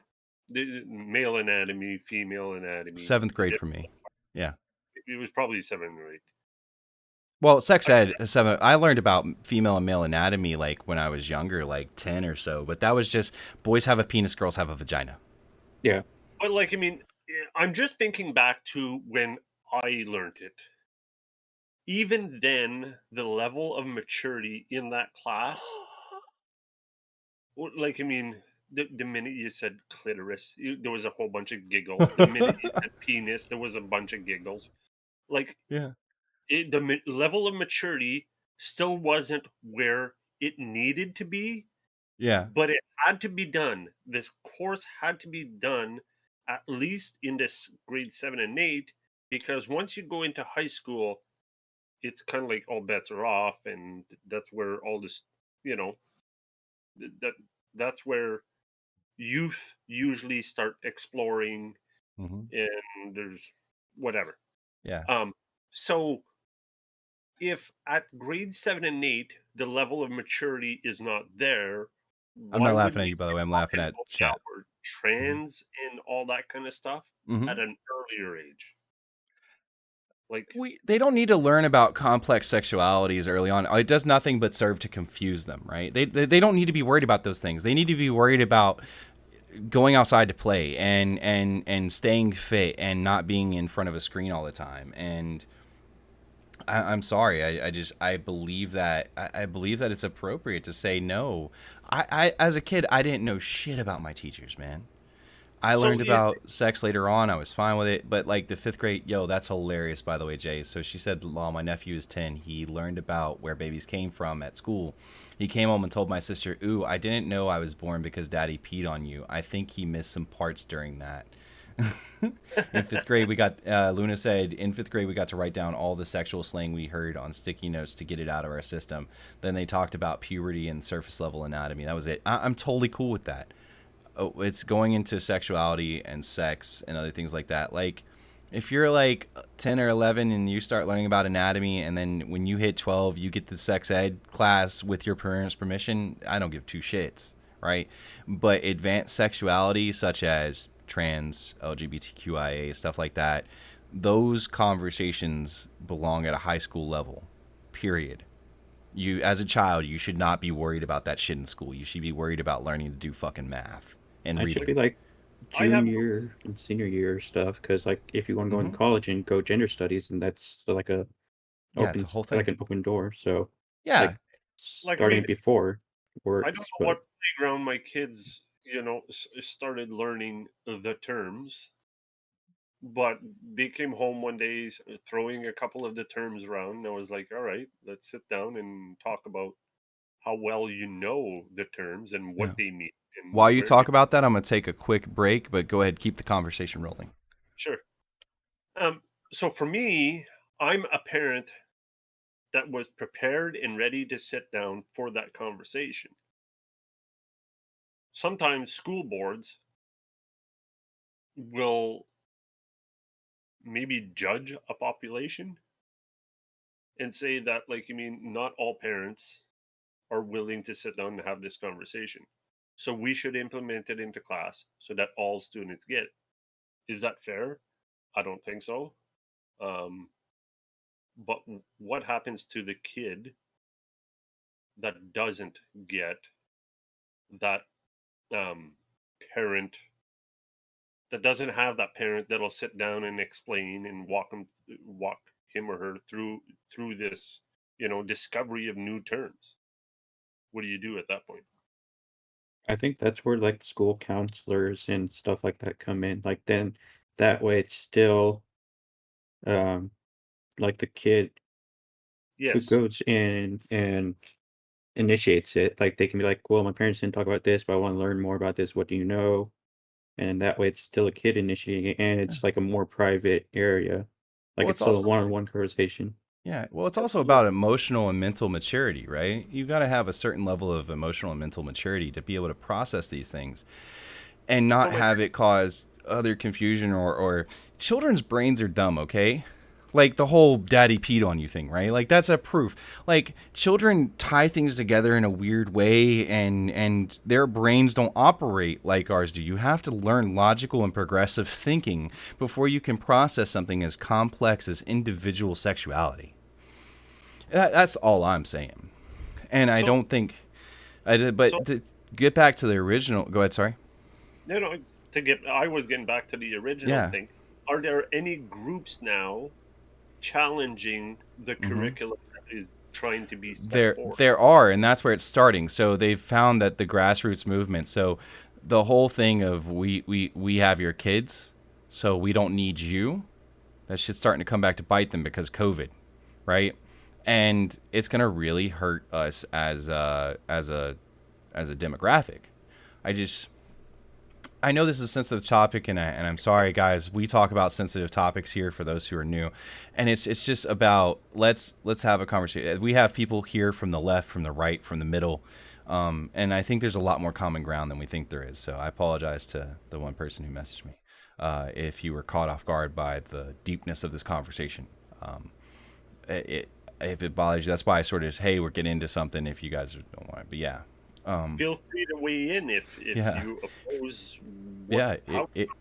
going. Listen, if you feel what I'm saying is bigoted, guys, feel free to come in voice chat and go at or let's say talk and chat, and I'll gladly discuss it with you. I don't think what I'm saying is bigoted. I have nothing but acceptance. I just think that we've taken it a little bit too far.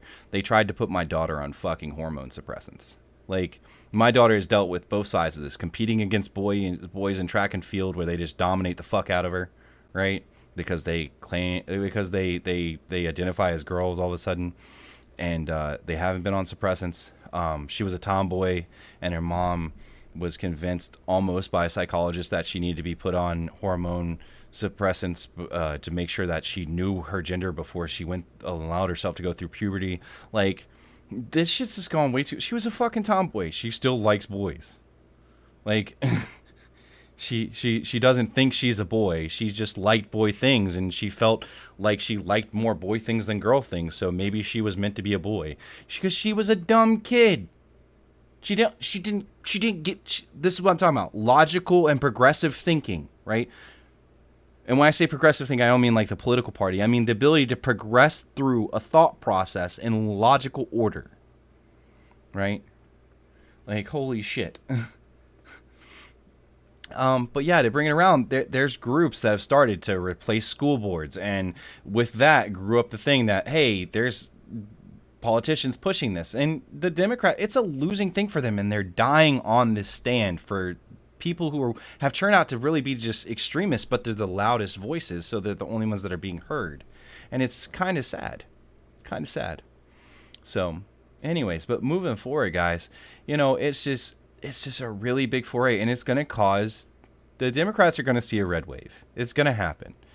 And though I don't agree with the Republican Party on the furthest parts of its platform, the centrist Republican Party is now what used to be the centrist left. And so, and also the Democratic Party has become about authoritarianism, and I'm not about that shit. So I think that we're going to have a rude awakening coming, and gas prices are only helping to hurt Democrats because they're seen as in power and as the problem. And though the president does have some limited abilities, the biggest thing is that you have Biden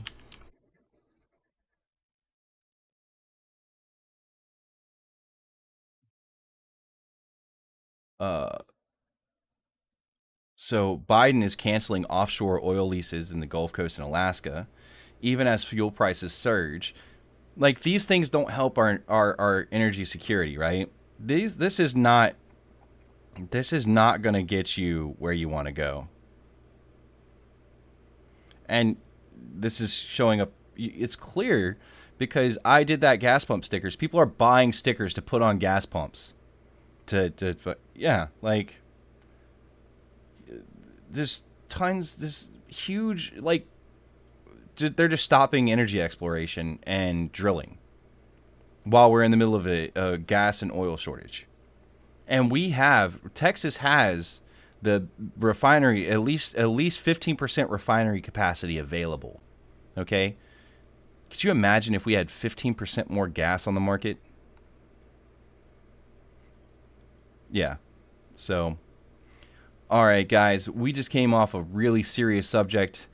I appreciate all of you guys for sticking around. It was good to be talking to all of you. Biden has said this is being done to push folks towards green energy, but we don't have our electrical grid. If everybody got an electrical car today, right, our electrical grid couldn't support it. But not only that, but the batteries that are used in electrical cars produce the equivalent of 5 years worth of carbon footprint from a car. 5 years. Your mom brought out a encyclopedia. Sex ed is being taught here in the 6th grade. Yeah, so 11 or 12. Fine with it.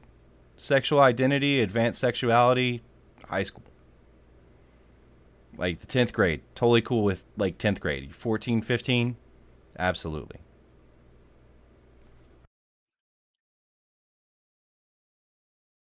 Man. Maybe I'm just a horrible person. But I appreciate all you guys. So what we're going to do real quick, guys, before we hop into the school shooting, we're going to take a quick break. It's going to be a quick 5-minute break. Hopefully everybody's okay with that. Go grab your... I had to pee really bad. I'm sorry, guys. I couldn't keep going. We're a little bit over time. We're a lot over time. We went down a rabbit hole there. So,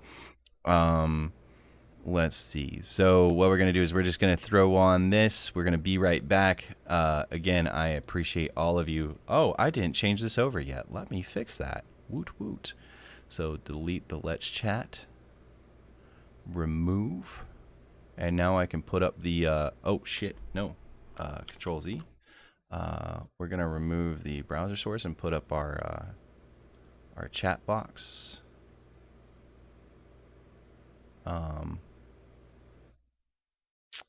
Bam, bam. And then add browser.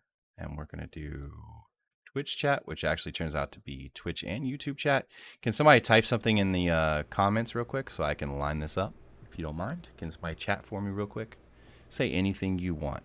Oh, within reason. You'll get banned by the bot if you say some out the way shit. There we go. Woot woot. There we go. Beautiful. All right. So, bam, bam. It's beautiful. All right.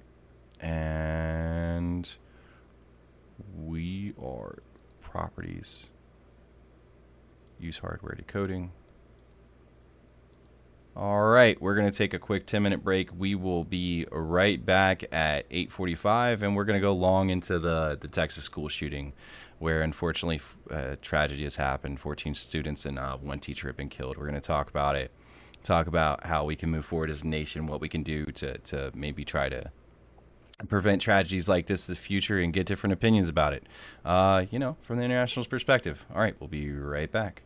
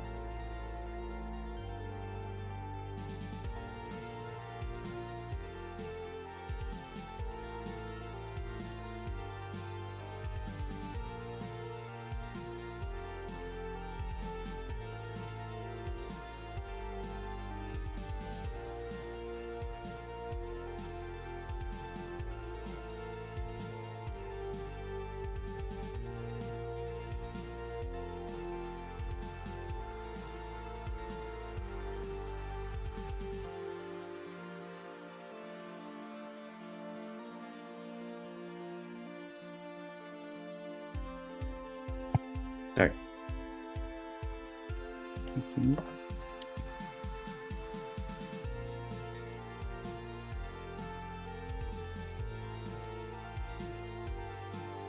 Now it's 18 instead of 14.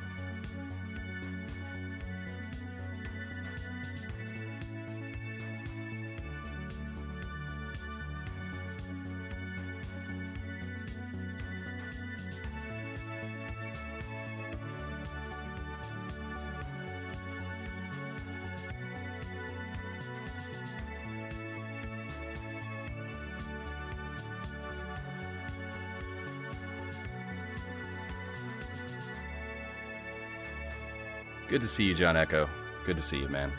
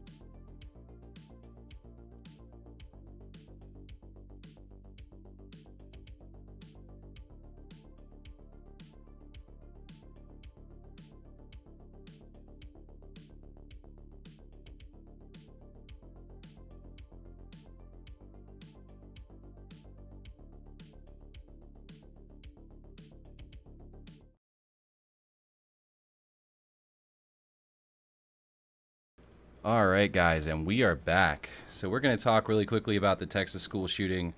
Let me go ahead and Control F5 this.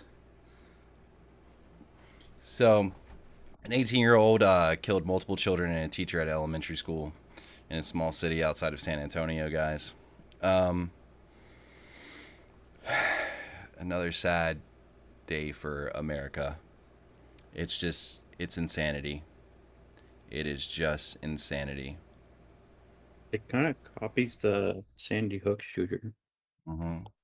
Because he killed his grandma also. Yeah.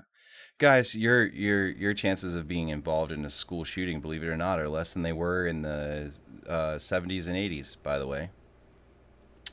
It's just we have more access to media now. You can look it up. Yeah, so that number is probably went up by now. That's the most 18 recent. students. Yeah, 18 students, 1 adult killed. It's 3 now. 3 now? Okay. Yeah. Well, we'll go over to AP in a moment. So the Texas Department of Public Safety and Texas Rangers have been instructed to work with local law enforcement. Their mayor is in on it, you know. So it happened at Robb Elementary School. It's the worst. Yeah, you're beating me to it, man. It's the worst since 2012. Guys, you can't stop crazy people. It's just, we can do things to better address mental health, other things like that. And that's what I really want to talk about. What we can promote inside of our own communities as we go out. Because I reach a very small number of people, and hopefully we increase that. But we need to be the harbingers of the change we want to see. And hopefully the discussions that we have here allow you to go out and have more fulfilling and meaningful conversations with the people around you, and to be able to share that common spirit of humanism, and that we have a common humanity no matter what our political divide is, right? And situations like this are just heartbreaking to see. The local news is going insane right now. Yeah, Northern is actually in Texas. So the University Health in San Antonio said it received 2 patients, a child and a 6-year-old woman in critical condition. Let's go over to the AP and see what it's saying about this. So apnews.com. It should be the front page. Yeah, so 18 children, 3 adults. He killing at least 18 children. My God, I am so sorry to these parents. I really am. I really am. So, in my opinion, it's better security at schools, because people will always be psychos. There's no stopping that, but security measures can help. But when you're banning police officers from being inside the school, I don't know how you achieve that. You know, it's the deadliest school shooting in the U.S. Has killed, gunman killed 20 children and 6 adults at Sandy Hook in Newton, Connecticut. Yep. I worked at an architecture firm doing marketing for about 4 years. There's so many security measures in tech that could be brought into the school. Absolutely. So there are little slides that can go into the door that can stop a door from being breached. making sure that the doors are steel, right, and solid steel, with the wire mesh glass in them, the double pane that has the wire mesh that's basically unbreakable glass, or using bulletproof glass, which is about 1 inch thick, and you would have a 2-inch door, so it should be easy to do.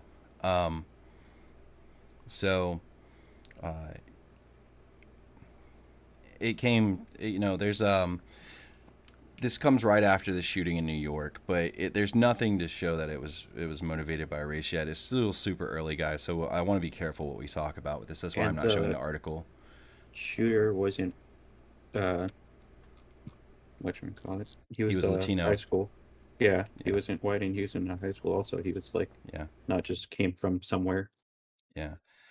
The gunman entered Robb Elementary School in Uvalde, and they know he had a handgun. They're not sure. They think he may have had a rifle that hasn't been confirmed yet. I think that came from Governor Abbott.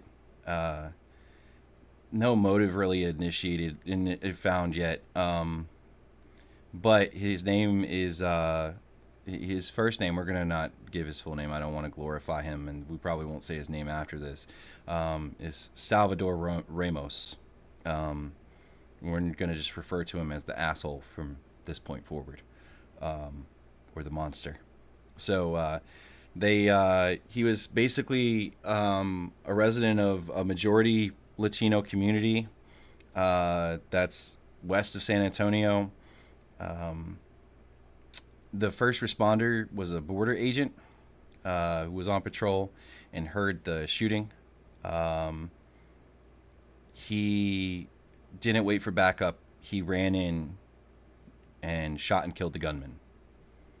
That simple. Good guy with a gun, right? Good guy with a gun. You know those little no guns, this is a gun-free zone. You guys ever notice that the places that are, yeah, exactly, much easier target. It just means easy pickings. Because even that guy in Texas, the one that shot the pastor, was killed by a guy with a gun. Mm-hmm. And that's the thing. Like, so there was a yeah, exactly. A church shooting was stopped by a churchgoer with a gun. That's happened 3 times now in the last 2 years. No, 4 years. Excuse me. I'm getting lost in track of time. But that's just what was reported in the news. Who knows how many others have happened? Basically, go ahead. Sorry. No, I was just gonna say, like, how you're saying it's crazy. Not, it's crazy. Like, it's crazy. Like, it's the mental craziness. There's that guy, I think it was a few days ago, in Brooklyn on the train that shot the guy randomly in the chest, but just shot one guy just for no reason. Yep. He actually turned himself in, by the way. Yeah. Well, they caught him. He was negotiating to turn himself in. Yeah. Yeah. Officials were also hit, I guess. Some teachers were. Teachers, and there's some officers that were hit as well. Yeah. The thing is that, guys, disarming people. I want every American who can carry a firearm to be able to receive free firearm training, and once you complete that training, you can receive a firearm for free. I believe every American should have their choice of a 9mm, 40 caliber, or 45. Mine's a 10 mil. Might be overkill, but well, 9mm, 40 caliber, or 45 doesn't matter to me. Or if you want, shotgun. Fuck it. Right. Don't forget proficiency training even a handgun if you're carrying it. But you have to complete some safety courses that are absolutely free, and you get a handgun. I believe CCW courses should be absolutely free. I believe that you should not disarm a populace. I believe that the more good people with a firearm, if I have to question every time I decide I want to go and start some shit with somebody if they have a gun or not, I'm going to be a little bit more respectful. But that beside, it's also a great equalizer. We say we're against rape and other things. Well, women, unfortunately, do not have much of a chance against a physical assailant in most instances in which that physical assailant is a male. You know what the great equalizer is of that? If every woman had a fucking firearm. Yo, rapists would pretty much cease to exist. Go ahead. No, I have a friend that she started carrying because when she would go on walks, like she'd have people like in cars like slow down, try to talk with her, get her number and all that. So she started carrying because of that. Now, I've seen good guys with guns. See, the thing about gun culture in America is unlike European countries, if you throw a stone, you can probably find somebody who is experienced with firearms. So here in America, we don't have the problem of people being inexperienced and not having anyone to teach them, because throw a rock, you'll find an NRA instructor or a CCW class or that one friend who's a gun nut who will teach you everything you want to know. All you got to do is ask. He's on. He's like a fucking, he's like on fucking gun crack, right? The moment you ask, yo, what do you want to know? What do you want to know? Oh, let me show you how to do this. Let me show you how you clean your firearm. Let me show you how to do safety. Let me show you how to make sure your firearm is safe and everything else. So it's not, I'm not worried as much about safety. And the moment you run into one of those guys, the first thing they're going to want to do is, yo, come to the gun range with me, right? And they're going to teach you how to fire and how to shoot. But I want to give people the ability to do that without depending on that, because you can't depend on it. And I don't want people to shoot people innocently. And I think part of it should be active targeting, right? So active targeting is the ability and discernment of targets, right? Friendly targets, right? You don't want to hit those. Non-friendly targets, you want to hit those. Right?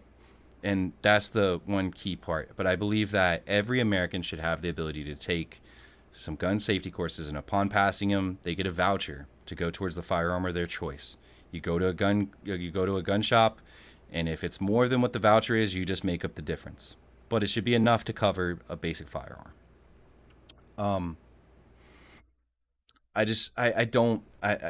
Apparently this is a controversial thing to believe. Again, I don't know. I think that disarming a populace, it's proven. Like the gunman in New York said, he purposely targeted an area where he knew people would be disarmed.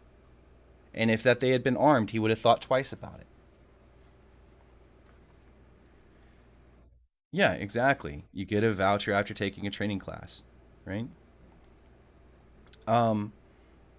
With that, it breeds proper gun safety. It removes the stigma and specter of guns, right? There's a lot of people who are just scared of firearms and have no idea why they're scared of them, guys. It's that simple. It's really weird to me. But it removes that stigma. It removes the idea of firearms bad, right? And it produces what I think would be a much safer culture. Someone starts lighting up a school, they just get blasted in the face. I believe teachers should have the right to be armed if they so choose to be. They're teachers. They shouldn't be targets. Right? And some people are like, that's counterintuitive. If you want to lessen gun violence, get rid of guns. No, because the bad guys are still going to get them. The only people who are going to obey anti-gun laws are people who obey laws, and people who obey laws are not the ones shooting up schools. That's what I said earlier. They're scared because they don't know how to use them. Don't school officers have guns? No, school. Are you talking about resource officers? So resource officers have been banned in 11 states. Police officers are not allowed to staff schools anymore. They've been banned in 11 states and they've been done away with in 21.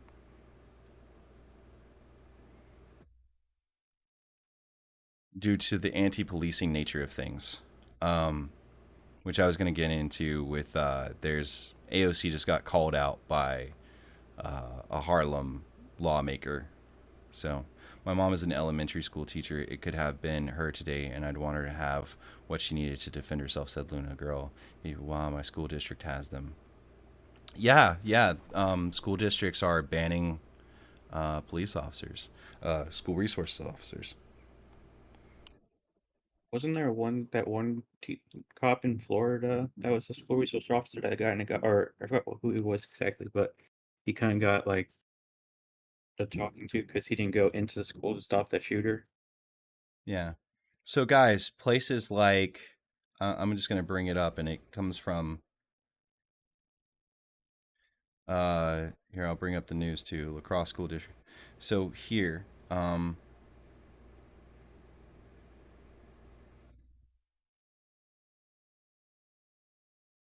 they're actually starting to bring them back a few places, but yeah. So they here, I'll just show you. Let me transition it real quick. So why does that look like that? That shouldn't look like that. All right. Give me 1 second.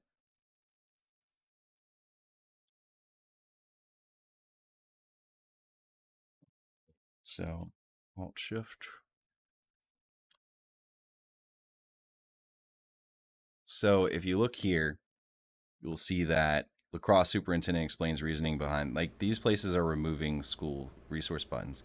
Yeah, also, everyone that's here, hit that like button, hit that subscribe. Thank you guys so much for joining. I can't see my current count, but from what I heard, it went up.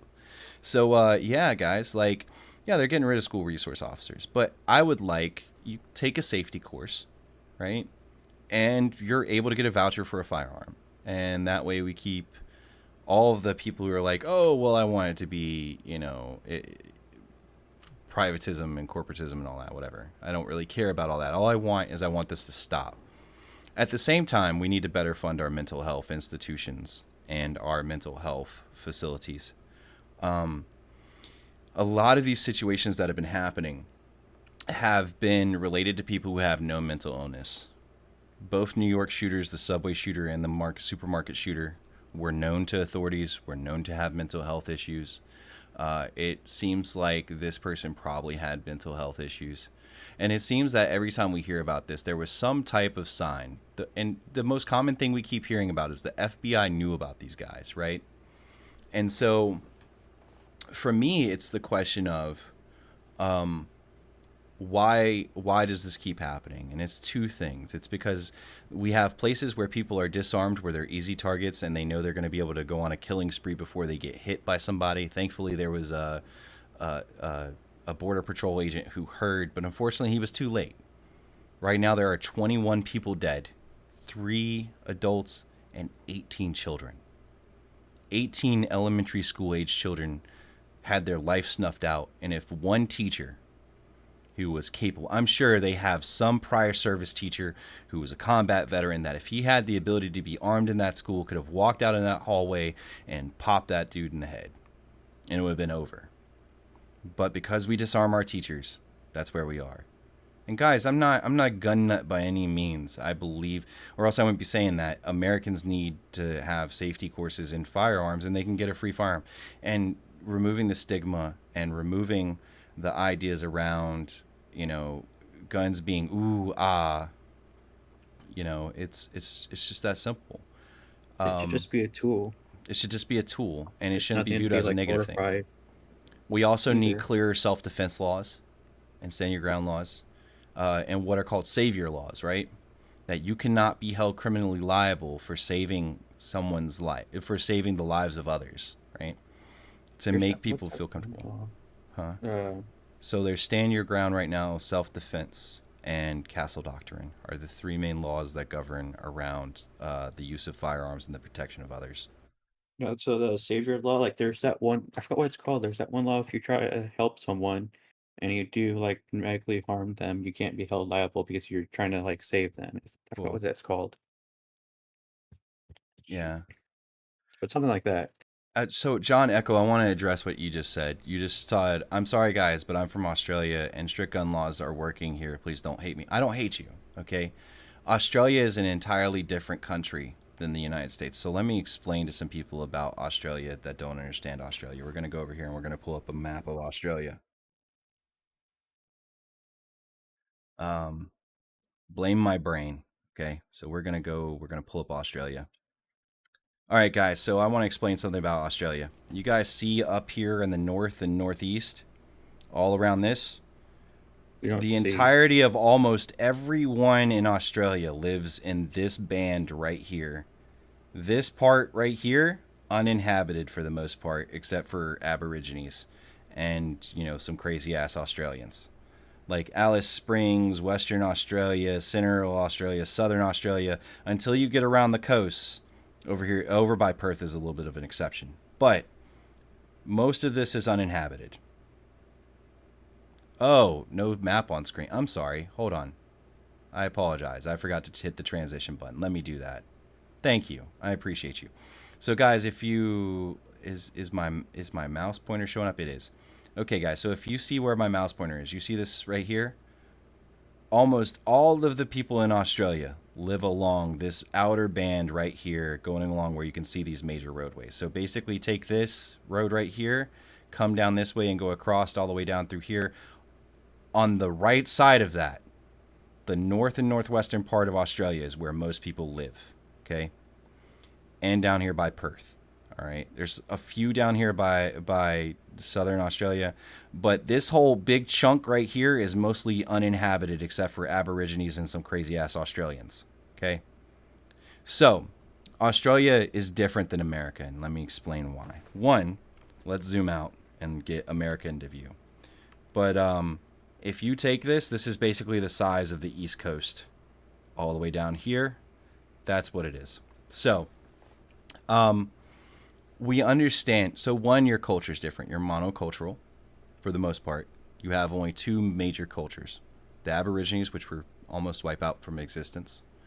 And you are a majority white.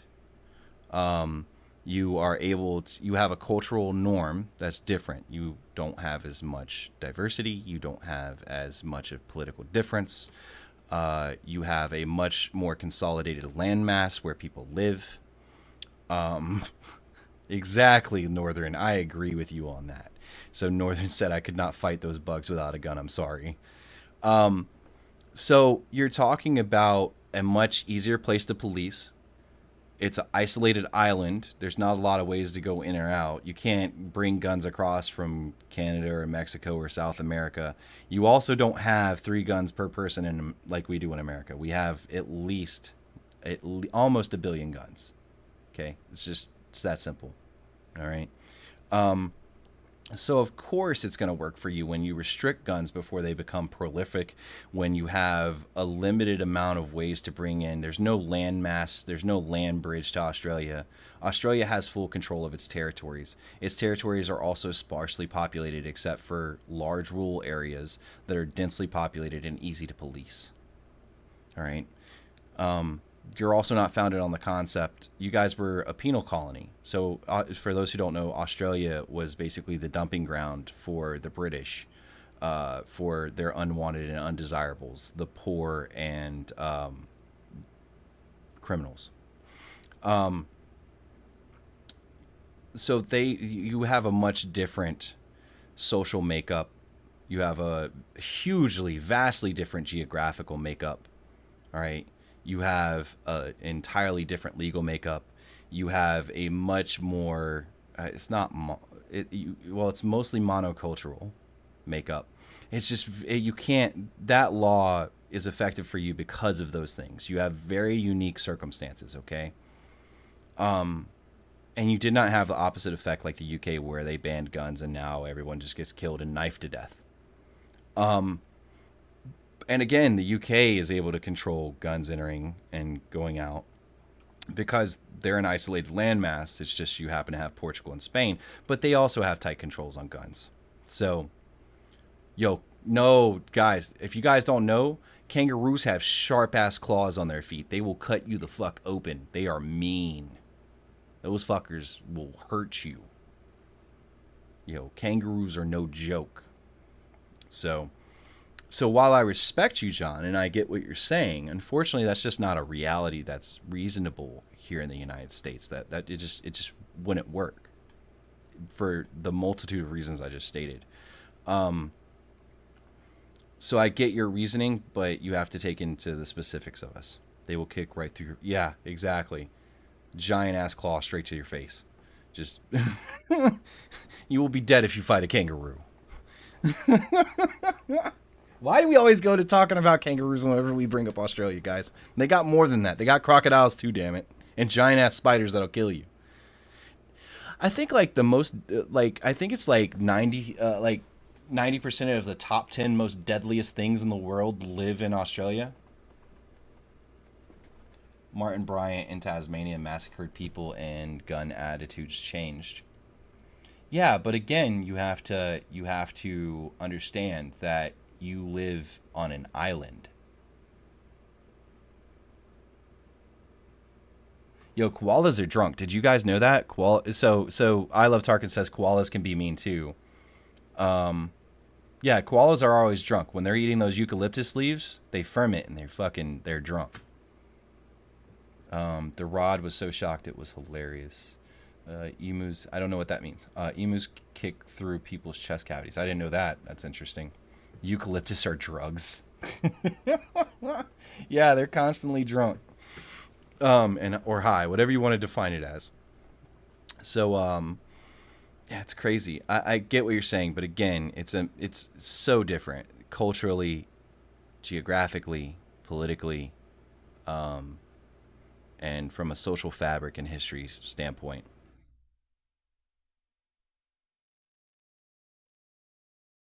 Guys, anytime you cross the equator, they go the opposite direction. Did you guys know that if you have a North American compass, it will not work in South America? Random fucking fact. Guys, I'm responding to chat. I try to be more interactive towards the end of it. But yeah, so that wouldn't work for us, unfortunately. Now back, sadly, to this tragedy. I want to see us expand mental health. I want to see an active mental health registry, but for that to happen, we need to have laws where it's clear cut how you get in on it, how you get off of it. Very limited scope as to who can put you on it. What are the things that trigger to put you on it? Your ex-wife should not be able to file a complaint and red flag you, and they come and take all your guns. Okay? Just because she made a complaint. Like, I will never agree with that, because it would be abused. You can make tea from eucalyptus leaves, just don't eat them. Yeah, just don't fucking eat them. Lord Jesus. The things we talk about in my chat, we've talked about how you make Molotov cocktails, how to make homemade explosives, chemicals that you can mix together to create gaseous bombs or noxious chemicals that'll kill people. You know, we just go there. Now we're talking about things you can eat to get high. And how koalas are constantly drunk, and you shouldn't fight kangaroos. Like, Lord Jesus, there's a fire. And we talked about that too. God, we just all over the place. It's great though, because guess what? Between all of us, some of us, many people on the left, people in the center, people on the right, most of us, guys, let me know. Most of us have found common ground for the most part. Ethel, give me my Bible. Johnny Depp had me over here feeling a little homosexual. Ethel, give me my Bible. I'm sorry. You guys had to be around. It was a joke from this morning in voice chat between me, Luna, North, and I forget who else was there. It was great.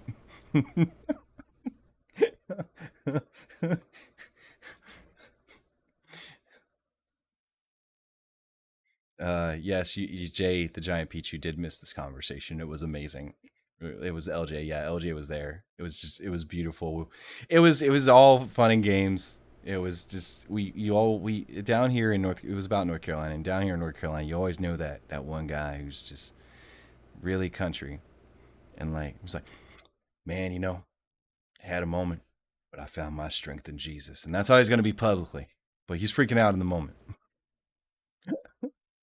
Anyways, but nah, man, I posted a video of the guy punching the kangaroo in Discord. Oh, Lord Jesus. Guys, don't punch kangaroos, okay? We are not in any way condoning violence against kangaroos, nor do we condone you starting a fight with a thing that can probably kill you very easily.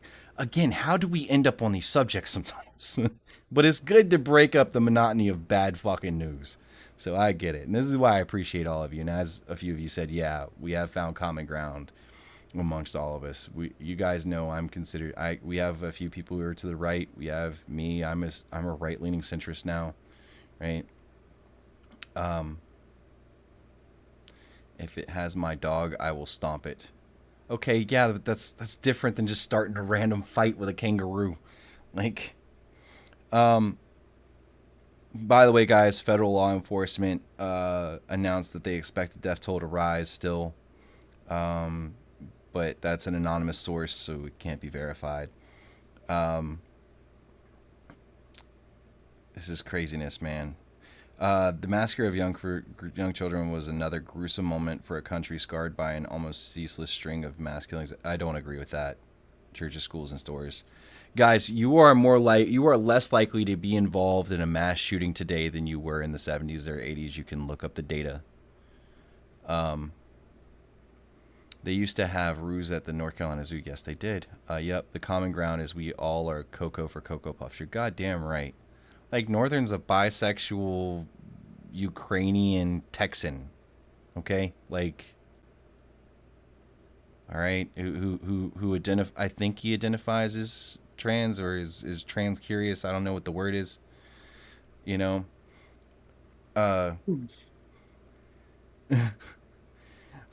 Luna's just fucking crazy. Jay the Giant Peach is like the mom. I don't know, man. You were talking about like non-binary or something, right? I don't remember. Non-binary? That was it? Yeah, I think. Listen. Yeehaw, partner. Exactly. She's from Raleigh. You'll have to forgive her. They do too much drugs up there. Jay the Giant Peach, yes, you are perfect. I appreciate you. Femboy may be a stretch. Okay. You know, whatever. Jay is the mom. I love mom. Also, I gotta figure out what happened to Mama Isa. I gotta see what I haven't seen her in forever. Bam.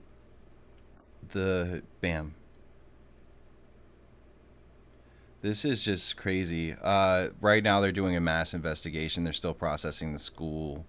Further announcements will be made.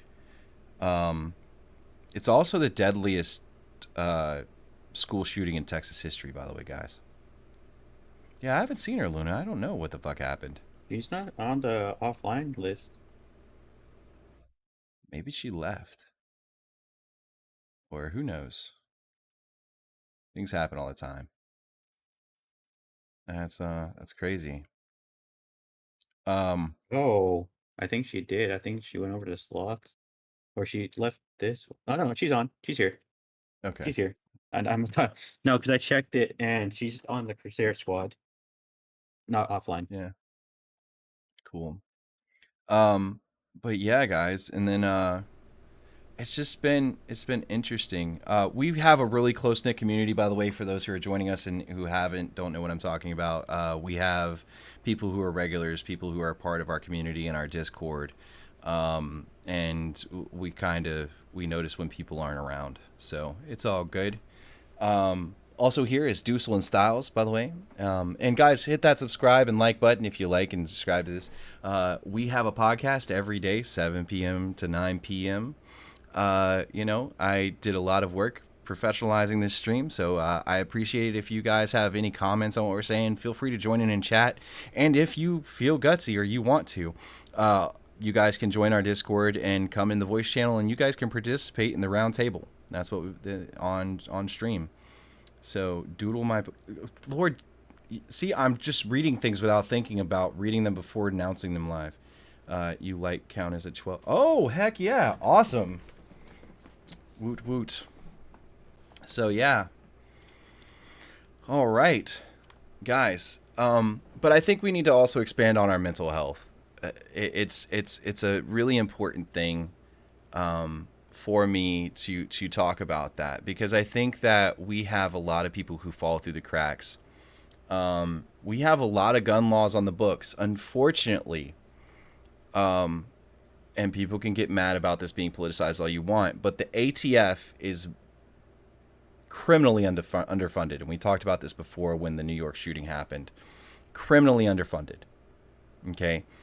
If we funded our ATF and enforced the gun laws that are on the books, and allowed them, there are mental health laws, like I was talking about, that are enforceable, but they're only enforceable by the ATF, and they don't have enough people, right? It's just we need to fund them. Unfortunately, the Democrats have used it as a political tool by defunding the ATF and allowing guns to be more rampant. They have been able to garner votes. That's just as simple as it is. I acknowledged it even as a Democrat before, but I agreed with their tactics for some fucking reason.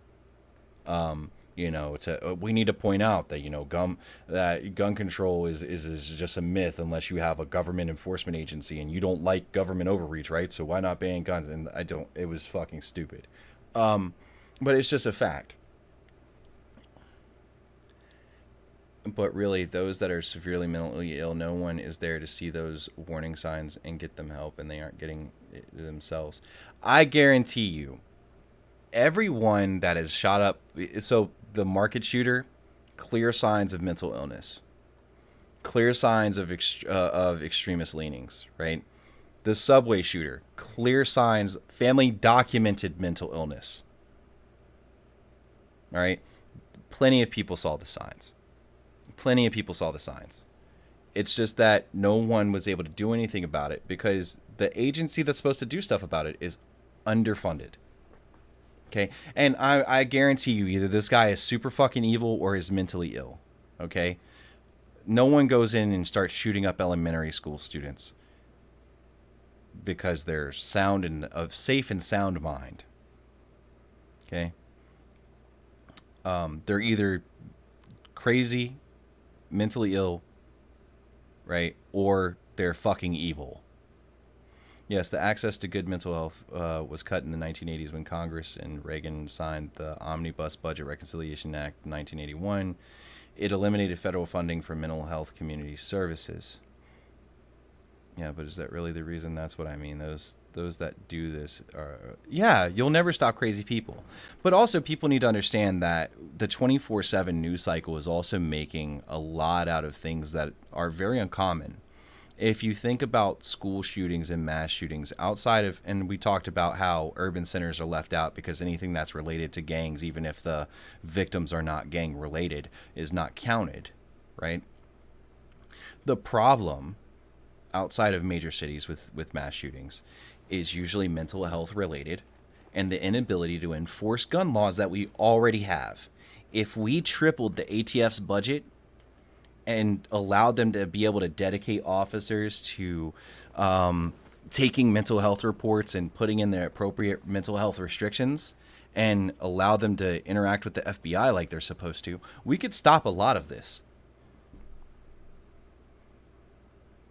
The Michigan student who brought the gun to school that he got from his fucking parents. Yeah, that's why they should have fucking gun safes. And don't use... Guys, do not use keyed gun safes. And don't tell your kids the password. And don't tell your kids the password to the damn gun safe. Okay? They don't need it. All right? Unless you trust your kid through and through, thick and thick, and they have shown themselves to be the most upstanding children, okay? They should not have access to firearms until they are much older and you know that they're safe to be with them and be around them. Okay? Bad things are still going to happen every once in a while. But I see these parents that knew that their kid was mentally unwell and they hand them a gun. What was that one kid? His parents gave him the AR-15 he used. What was that? I remember. You know what I'm talking about? Yeah, and his parents got in trouble for that shit. Remember. Yeah, he was clearly mentally unwell, and his mom still gave him a firearm, and there were text messages of it, of her, celebrating. Like, the kid was mentally unwell. What the fuck is wrong with you? He was 15, wasn't he? They gave him something like that. They gave him a pistol and an AR-15. Yeah. Like, what? No. You can't stop stupid sometimes, right? But if we have enough good guys with a gun to stop the bad guys when they get a gun, right? That's what I want. I want every American to have that great equalizer. I want every woman that could possibly be a rape victim to have that great equalizer. So when some dude decides he's going to try to take something that's not his to take, and he gets his fucking balls blown off, people learn a fucking lesson. I guarantee you, overnight, 2/3 of rapes, we would lose 60% of all rapes would just go down. All right? That's simple. The parents were in denial that their children were mentally ill. Well, also destigmatizing, allowing people to get help and not blaming the parents for mental illness would also be a positive thing. There are a lot of things that we can do today to improve this situation today.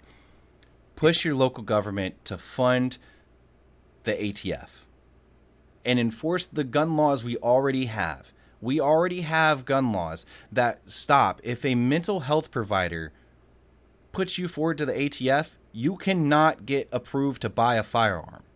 The problem is that they're overwhelmed. There's been 2 times I've heard of these stories being stopped. A girl I grew up with had plotted and went to Canada to shoot up a mall. Someone from my town tipped off the police, and she was so unstable. Yeah, true. Yeah, and there was one nearby my house. There's a mall off the highway, and some kid planned to go shoot up the mall, and they actually tipped him off, and he got arrested. Yeah. So I've seen multiple times where someone went to go and commit a mass shooting, and someone with a gun stopped it. It's been 4 times that I've seen it. Okay. Where someone who had a gun stopped someone who had a gun from going off, and they planned to kill a lot of people. All right. Now, this is inner city shit that had to do with more gang related violence than anything, but they planned on shooting 6, 7 people. And guess what? Someone else with a gun one of them, he literally walked up and blew the back of his head out. Like, the guy didn't notice that there was a person who was totally unrelated, okay, who was walking his dog and saw the kid pull out a gun, point it, and fire and miss. And when he saw the kid point it, he pulled out his firearm, walked up and shot the kid in the back of the head. I feel sorry for his family. But guess what? There were 8 people on that block, and he had texted his friends that he had planned to kill every last one of them. None of them had a gun.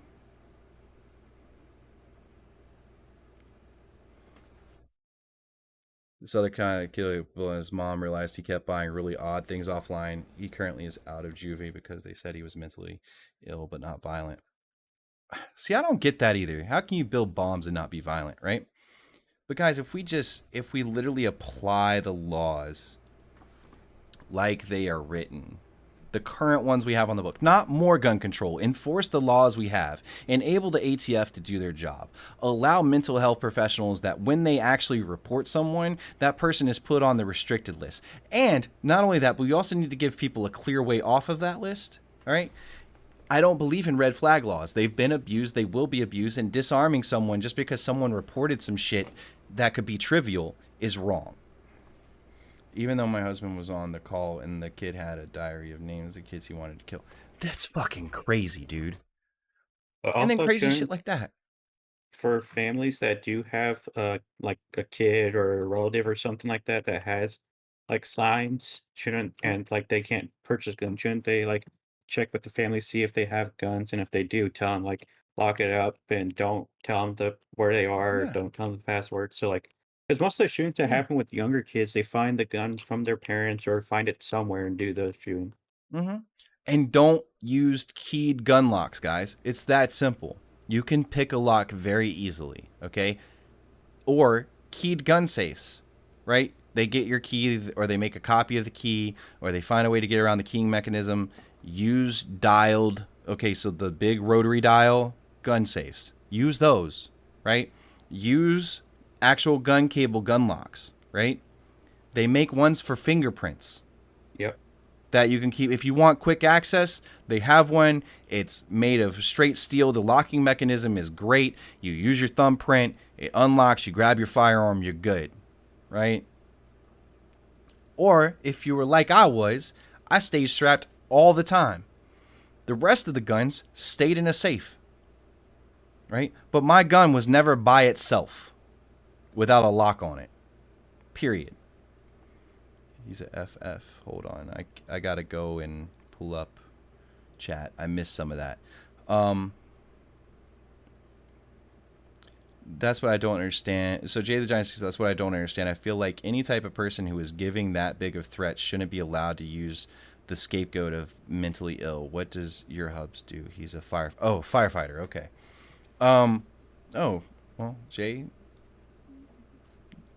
Yo, Princess Peach is married to a firefighter. There we go. Just kidding. Just kidding. I asked her what her husband did. Yeah. So yeah, it's here's what I gotta say. I think that mental illness doesn't stop you from having some rational thoughts or I'm going to make a list of all the people torturing me, right? There's different levels of mental illness and different levels of culpability in mental illness. There's where mental illness is entirely responsible, where mental illness was a factor, but you knew what the fuck you were doing, right? And then there's the situation where you're not mentally ill and you're just fucking evil, right? I'm sure there's a few more instances, but those are the three I can think of off the top of my head, right? So, cool. There's mentally ill. Yeah, like how they got the guy in Colorado as mentally criminal, or what's it called? They found him. So I got told I had 12 people watching, but right now I see 2, and more than 2 people are talking. This is insane. They found him to be mentally unfit, or like to be charged with a crime. So there's that level also. Yeah. No. Whoa, whoa, whoa, whoa, whoa. Guys, you can't. My chat is show. Type that shit in Discord. Lord Jesus.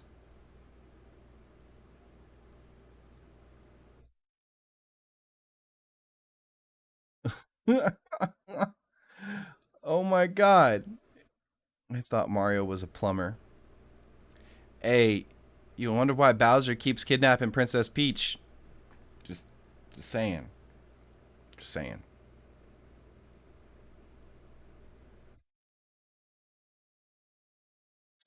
I think Princess Peach was maybe a closet sub. I don't know. What do I know? I'm getting hungry. Just like tie me up and put me in a castle.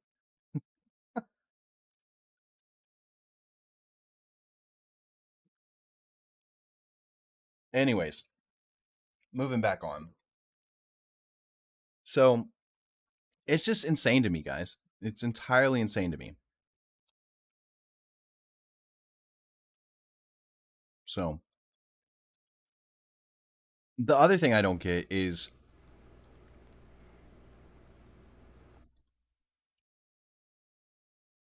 like we talk about, we care about these things happening and stuff, but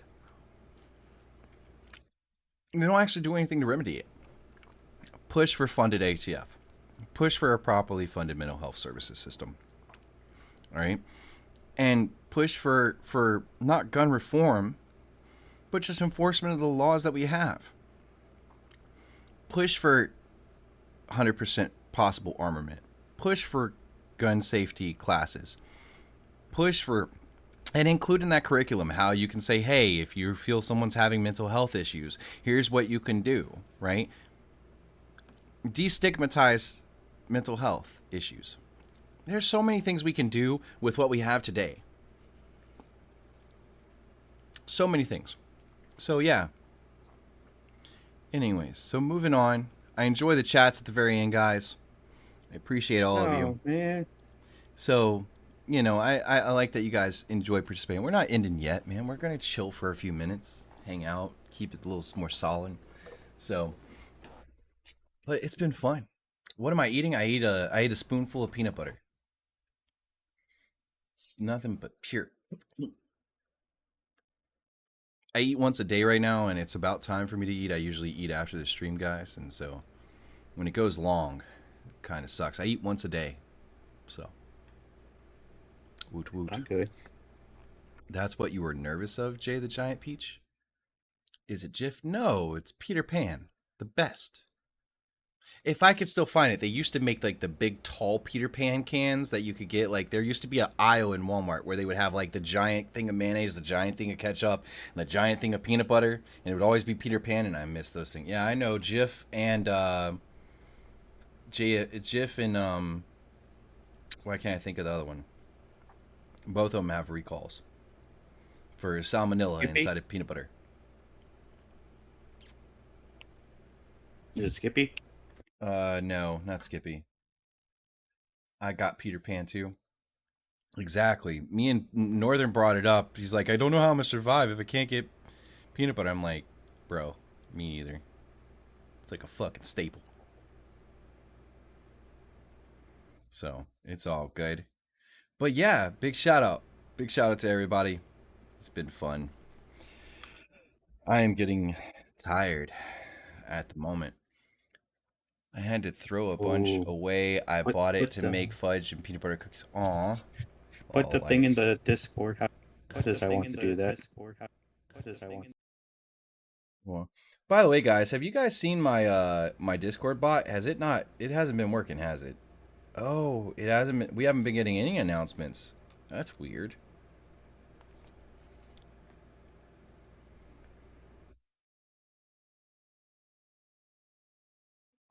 Why is okay. Interesting. Have you been up longer than 24? I haven't slept yet. Yeah, been up longer than 24 hours. I literally have not slept today. You can go sleep. Did I saw you long last night, like on Twitch also? Yeah, we were testing out the new transitions and stuff, like this stinger. So like this piece you see in between, right? Yeah. And all of these graphics and the new chat. And I found out on accident during the Johnny Depp trial today that the chat works with YouTube too. It works between Twitch and YouTube. So yeah, my Discord commands aren't working either. I don't know where's it's not in here. It's not a participant. I don't know how Streamlabs is not doing its thing. Let me go over here to Streamlabs and see if I can get, let me do that really quickly. That'd be helpful. Go here, go to Streamlabs dashboard. Go to CloudBot, I think is what it is. CloudBot is on. Commands, timers. Yeah, so it's here. Discord. Yeah. Announce clips. Okay, so that's doing its thing. Oh, it did. This stupid mother sucker.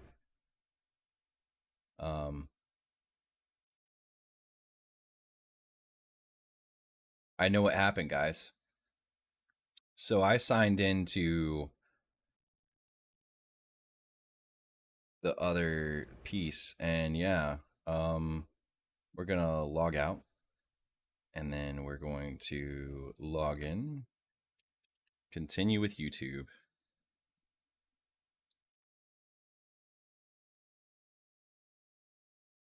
I know exactly what happened. And CloudBot reset because yeah. Well, and all my commands are gone too, so I'll have to redo this. Man.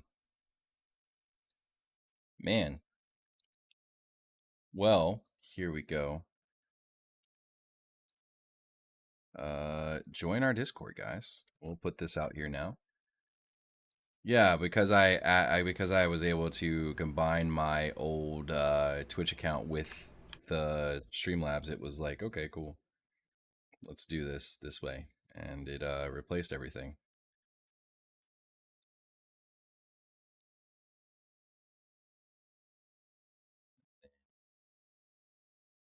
Let's go to here.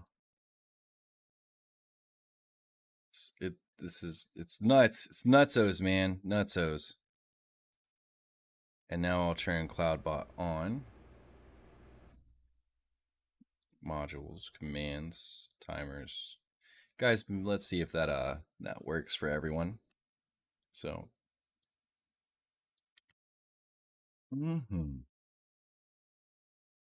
I have blocked Streamlabs. Don't be blocking the Streamlabs. They're kind of important. But guys, there's the Discord. Make sure you click it. It's also in the description. Oh, that's from back when I was a Twitch streamer, and I had. By the way, guys, I didn't pay for any of my keyboards, my mice, my mouse pads, my original headphones, which were also Corsair. I Why do you think I have so many followers on Twitch? That's like literally like 1/8 of what I used to have. I used to get 300, 400 viewers at a time because I hopped on the Magic the Gathering arena train back when you needed like beta codes to get in, and so I got a beta code, and then I was awarded beta codes, so I was doing giveaways, which got people to tune into my stream, and I had a decent following because people knew who I was in the community, so I had like 40, 50 people off the bat watching me because I was a pretty well-known player in North Carolina between all the shops and stuff. I did live streams from the Mighty Meeple over here in Concord, and I had sponsors. I was sponsored by Corsair. I was sponsored by 2 different card shops. One of these ones where you could get cards sent to you in the mail and you send them back. It was like basically Netflix for Magic cards. Yeah. He kept yelling at me every time I said the word ass. It's okay. It's all right. Yeah, man. It's nuts. Nutso. So, anyways. It's craziness, man. Craziness. All right, guys. Well, I appreciate all of you guys. It's time to call it a night. I need to go eat. I appreciate all of you. Remember, you have intrinsic value just by being alive. You're important. You mean something to someone out there, no matter what you produce or don't produce, gay, straight, black, white, anything. I love every last one of you. And you have value as a human being just by being alive, not by what you produce or what you offer to people. Stay safe. Be awesome. We're going to get on out of here. Love all of you guys. Peace.